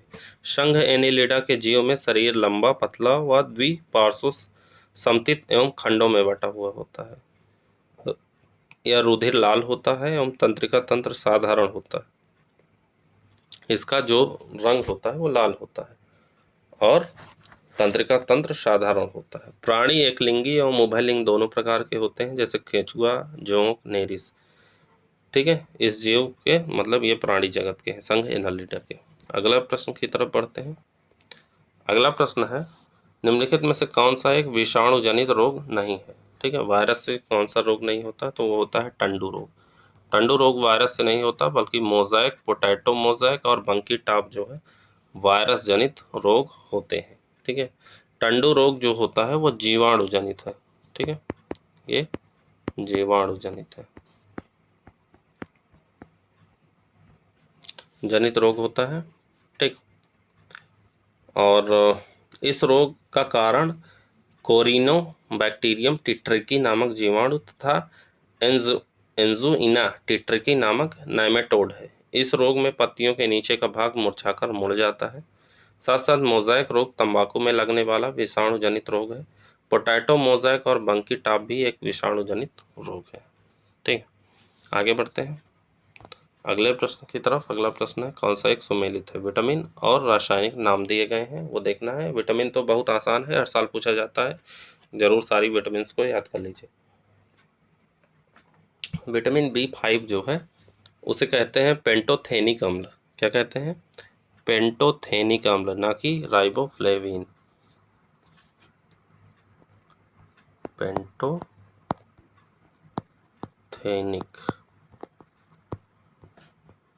अम्ल। ठीक है, फिर विटामिन B6 होता है पायरिडॉक्सिन, सही है, ऑप्शन हमारा बी सही है। पायरिडॉक्सिन क्या होता है? Vitamin B6।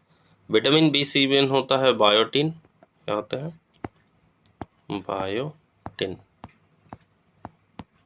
ठीक, उसके बाद विटामिन B11 फॉलिक एसिड होता है, ना कि साइनोकोबालामीन। साइनोकोबालामीन B12 होता है। ठीक है, तो विटामिन B11 क्या होता है? फॉलिक अम्ल, फॉलिक अम्ल। ठीक, तो हमारा ऑप्शन यहाँ पे बी सही हो जाएगा। ठीक, आगे बढ़ते हैं अगला प्रश्न की तरफ। मंगोलिज्म निम्नलिखित में से किससे संबंधित है? तो मंगोलिज्म संबंधित होता है डाउन सिंड्रोम से। किससे? डाउन सिंड्रोम से। डाउन सिंड्रोम मनुष्य में होने वाला एक प्रकार का अनुवांशिक रोग है। इस रोग से ग्रसित रोगी मंदबुद्धि, आंखें टेढ़ी, जीभ मोटी और अनियमित शरीर ढांचा होता है। इसे मंगोलिज्म भी कहते हैं। ठीक है, अगला प्रश्न है, क्रायोजेनिक्स विज्ञान के अंतर्गत निम्न में से किसका अध्ययन किया जाता है? तो क्रायोजेनिक्स में अध्ययन किया जाता है कम ताप विभिन्न प्रयोगों तथा नियंत्रणों का अध्ययन। ठीक है, यानी क्रायोजेनिक्स विज्ञान के अंतर्गत कम ताप पर विभिन्न प्रयोगों तथा नियंत्रणों का अध्ययन किया जाता है। द्रव स्थितिक का अध्ययन हाइड्रोस्टैटिक्स कहते हैं। ठीक है, तो हमारा ऑप्शन ए सही है। आगे बढ़ते हैं। एथेनॉल के व्यावसायिक उत्पादन के लिए कौन सा खमीर प्रयोग में लाया जाता है? ठीक है, तो वो होता है सैक्रोमाइसीज सेरेविसी।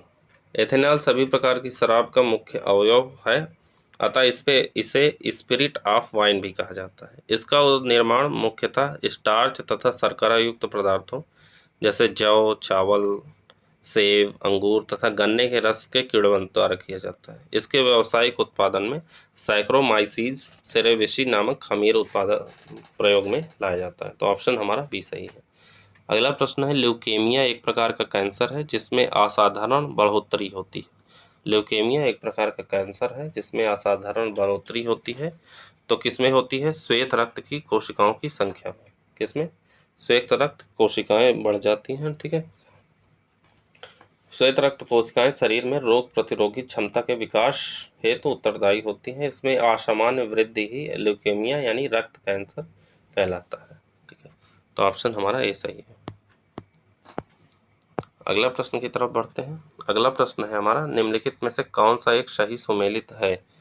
ठीक है, कौन सा सही सुमेलित है? तो विटिकल्चर होता है अंगूर की खेती, जानते ही हैं। वेजिकल्चर होता है हमारा वृक्षों की खेती। किसकी? वृक्षों की खेती वेजिकल्चर कहलाता है।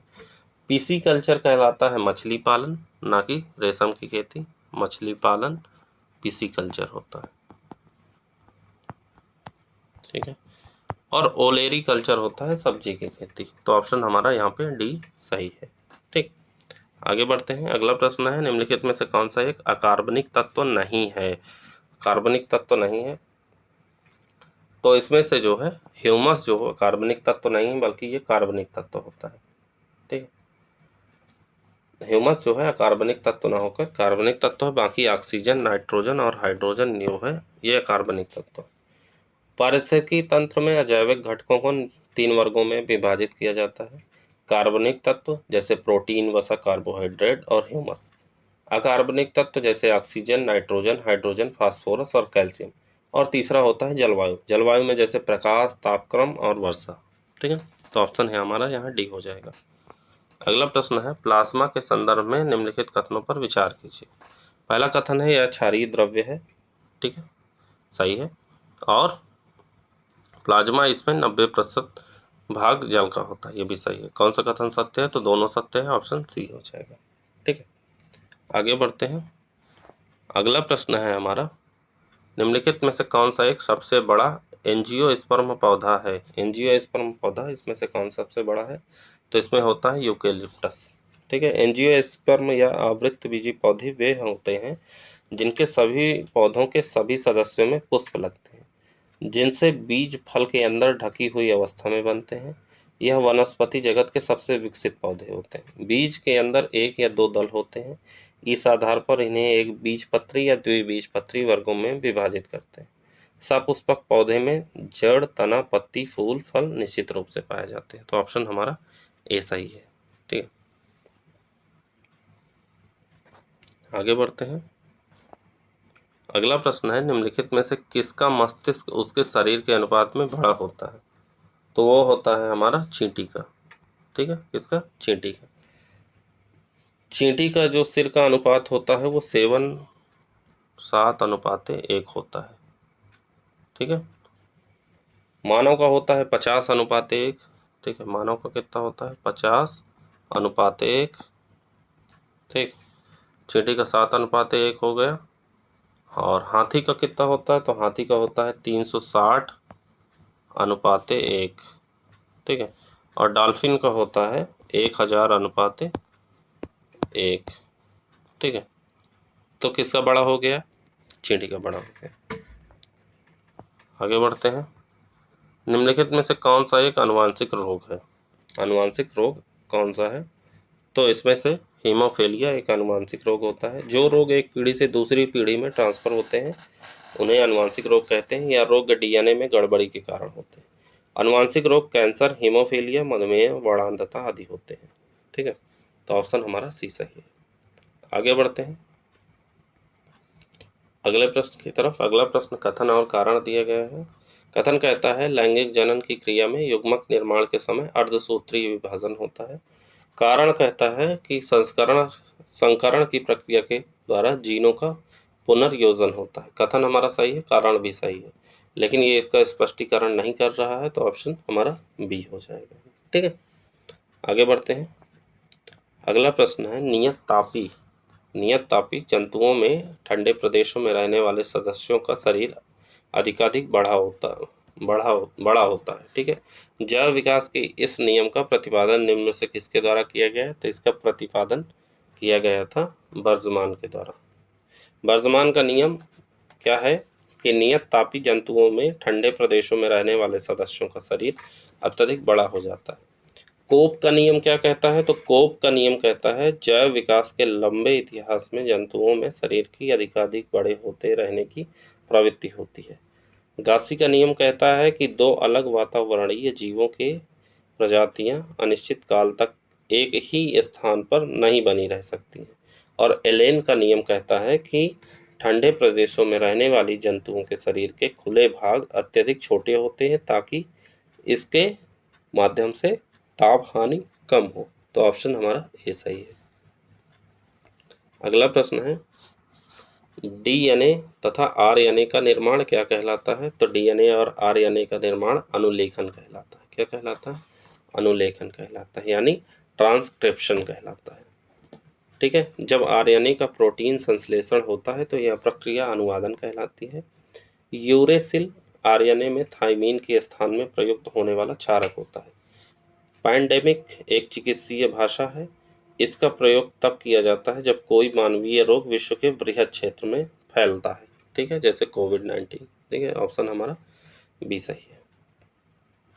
आगे बढ़ते हैं अगले प्रश्न की तरफ। अगला प्रश्न है निम्नलिखित कथनों पर विचार कीजिए, कौन से कथन सत्य हैं। पहला है कि प्रोजेरिया रोग में वृद्धि होने की प्रक्रिया अपेक्षाकृत तीव्र होती है। बिल्कुल सही है। प्रोजेरिया रोग का प्रमुख कारण जीन लेमिन ए में उत्परिवर्तन है। ये भी सही है। ठीक है, तो हमारा ऑप्शन दोनों सही है, सी हो जाएगा। प्रोजेरिया रोग एक दुर्लभ और जानलेवा बीमारी है। इसे अन्य नाम बेंजामिन बटन के नाम से जाना जाता है। इस बीमारी से पीड़ित व्यक्ति कम उम्र में बूढ़ा लगने लगता है। जीन लेमिन ए का उत्परिवर्तित होना इसका प्रमुख कारण है। ठीक है, तो ऑप्शन हमारा सी हो जाएगा। आगे बढ़ते हैं अगले प्रश्न की तरफ। निम्नलिखित में से कौन सा एक एंजाइम डीएनए हेलिक्स के खुलने को उत्प्रेरित करता है? तो ये करता है हेलिकेज। ठीक है, हेलिकेज एक ऐसा एंजाइम है जो डीएनए के हेलिक्स को खुलने को प्रेरित करता है। एंडोन्यूक्लियेज एंजाइम के द्वारा डीएनए को काटा जाता है। ठीक है, एंडोन्यूक्लियेज एंजाइम के द्वारा डीएनए को काटा जाता है। ठीक है, इसको डीएनए को काटने में प्रयोग करते हैं। फिर कटे हुए खंडों को जोड़ने के लिए डीएनए लाइगेज कार्य करता है। ठीक है, अगर कट जाए तो उसको जोड़ने के लिए डीएनए लाइगेज का प्रयोग करता है और डीएनए को डीएनए टेम्पलेट पर डीएनए पॉलीमरेज एंजाइम द्वारा संश्लेषित किया जाता है। तो यहाँ पे हमारा ऑप्शन ए सही हो जाएगा। आगे बढ़ते हैं अगले प्रश्न की तरफ। हमारा अगला प्रश्न है कथन और कारण दिए गए हैं। कथन कहता है हेपेटाइटिस यकृत की कोशिकाओं में सूजन उत्पन्न करने वाला विषाणु जनित रोग है। बिल्कुल सही है। हेपेटाइटिस जो है यकृत की कोशिकाओं में जो है सूजन उत्पन्न करता है। फिर हेपेटाइटिस बी का रोकथाम टीकाकरण द्वारा संभव है। यह भी सही है। तो हेपेटाइटिस का रोकथाम टीकाकरण द्वारा संभव होता है। तो हमारा ऑप्शन यहाँ बी हो जाएगा। ये इसका स्पष्टीकरण तो नहीं कर रहा है लेकिन सत्य दोनों है। ठीक, आगे बढ़ते हैं। अगला प्रश्न है दुधारू पशुओं में डर्मेटोबाइसिस रोग किसके द्वारा होता है? तो डर्मेटोबाइसिस रोग होता है तुंद मक्खी के मैगट द्वारा। तुंद मक्खी के मैगट द्वारा दुधारू पशुओं में डर्मेटोबाइसिस का एक कॉमन रोग है। इस रोग में त्वचा की ऊपरी एवं निचली परतों में सूजन आ जाती है। यह एक संक्रामक रोग है जो तुंद मक्खी के मैगट द्वारा फैलता है। इस रोग से पशुओं के त्वचा से पानी निकलना, खुजली, दर्द व सूजन, जगह जगह फफोले एवं अत्यधिक गंभीर दशा में रक्त का प्रवाह भी होता है। ठीक है, तो ऑप्शन हमारा ए सही है। अगला प्रश्न है कौन सा सही सुमेलित है? एक तरफ मसाला है, एक तरफ वैज्ञानिक का नाम है। ठीक है, वैज्ञानिक नाम है। तो मक्के कौन से मसाले का वैज्ञानिक नाम क्या होगा? काली मिर्च का होता है पाइपर नाइग्रम। Piper nigrum. ठीक है, केसर का होता है क्रोकस सेटाइवस। Crocus sativus. हींग का क्या होता है? तो हींग का होता है फेरुला एसाफोइटिडा। फेरुला एसाफोइटिडा क्या होता है? Ferula asafoetida.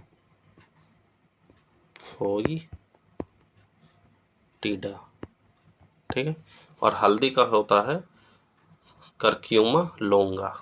ठीक है, तो ऑप्शन हमारा डी सही है। ठीक है, याद कर लीजिएगा। आगे बढ़ते हैं अगले प्रश्न की तरफ। अगला है डॉट्स निम्न में से किस रोग का उपचार है? तो डॉट्स होता है हमारा जो है तपेदिक का उपचार। ठीक है, डॉट्स तपेदिक का उपचार है। तपेदिक का इलाज कम से कम 6 महीने तक चलता है। इस दौरान मरीज को डॉट्स थेरेपी दी जाती है। डॉट्स संक्रामक मामलों को जल्दी से गैर संक्रामक बनाता है और संचरण के चक्र को तोड़ता है। डॉट्स में 4 दवाएं कौन कौन सी? INHI, RIF और पैराजिनमाइड एथम्बुटोल शामिल है, जिसे टीबी के मरीज को 6 से 9 महीने के लिए दिया जाता है। ठीक है, तो हमारा ऑप्शन सी सही है। आगे बढ़ते हैं अगला प्रश्न है धमनी एवं शिरा के संदर्भ में निम्नलिखित कथनों पर विचार कीजिए, कौन सा कथन सही है? ठीक है, पहला कथन कहता है धमनी रुधिर अंगों को हृदय में लाती है, गलत है। शिरा रुधिर को हृदय के अंगों की ओर ले जाता है, यह भी गलत है। दोनों उल्टा लिखे हैं। ठीक है, ऑप्शन डी हो जाएगा। मानव शरीर में रुधिर का संचरण धमनी एवं शिरा के माध्यम से होता है। रुधिर कणिकाएं धमनियों एवं शिराओं को जोड़ने का कार्य करती है। धमनी रुधिर को हृदय से अंगों की ओर लेके जाती है। ठीक है, ये यहाँ से यहाँ हो जाएगा, हृदय को अंगों से रुधिर की ओर ले जाती है। ठीक है, हृदय से अंगों की ओर ले जाती है। यह लाल रंग की होती है, इसमें कपाट यानी वाल्व नहीं पाए जाते हैं तथा यह शरीर में गहराई में स्थित होती है।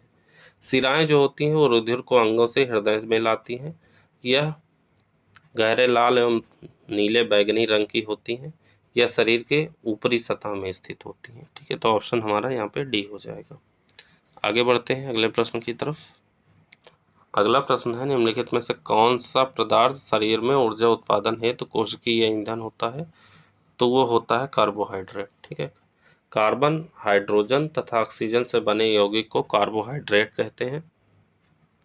कार्बोहाइड्रेट लगभग सभी जीवों में पाए जाते हैं। ग्लूकोज, फ्रक्टोज, स्टार्च आदि प्रकृति में पाए जाने वाले कार्बोहाइड्रेट्स हैं। अतः कार्बोहाइड्रेट शरीर में ऊर्जा उत्पादन हेतु कोशिकीय ईंधन होते हैं। तो ऑप्शन हमारा सी सही है। आगे बढ़ते हैं अगला प्रश्न है निम्नलिखित में से कौन एक सुमेलित है? ठीक है, एक तरफ रोग दिया गया है, एक तरफ कारण और हीनता दी गई है। जो पेलाग्रा रोग होता है वह विटामिन B3 की कमी से होता है, ना कि विटामिन डी की कमी से। विटामिन B3 हो जाएगा पेलाग्रा। स्कर्वी रोग होता है विटामिन सी की कमी से, ना कि ए, विटामिन सी की कमी से। रतौंधी होता है विटामिन ए की कमी से। ठीक है, और हाइपोनाइट्रीमिया होता है सोडियम की कमी से। तो ऑप्शन हमारा यहाँ पे डी सही हो जाएगा। ठीक है, आगे बढ़ते हैं अगले प्रश्न की तरफ। आज का हमारा अंतिम प्रश्न रहेगा श्वसन क्रिया को प्रभावित करने वाले निम्नलिखित कारकों में शामिल होते हैं, सही उत्तर क्या है? ठीक है, तो श्वसन क्रिया को प्रभावित करने वाले ये सभी कारक होते हैं कार्बन डाइऑक्साइड, प्रकाश, ऑक्सीजन और तापमान। ऑप्शन डी हो जाएगा। श्वसन सभी प्रकार के सजीवों के लिए अनिवार्य घटक है। इसके बिना जीवन का अस्तित्व संभव नहीं है। यह सभी प्रकार के जीव जंतुओं एवं पेड़ पौधों वनस्पतियों के लिए आवश्यक होता है।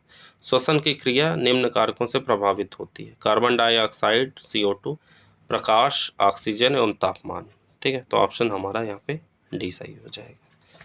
तो ये आज के हमारे रहे 150 प्रश्न। उम्मीद है आपको सारे प्रश्न समझ में आए होंगे। पसंद आए हैं तो लाइक कर दीजिए और चैनल पे नए हैं तो चैनल को सब्सक्राइब भी कर दीजिए। वीडियो दोस्तों के साथ शेयर करके उनसे भी चैनल सब्सक्राइब करवाइए, थोड़ा सपोर्ट करिए।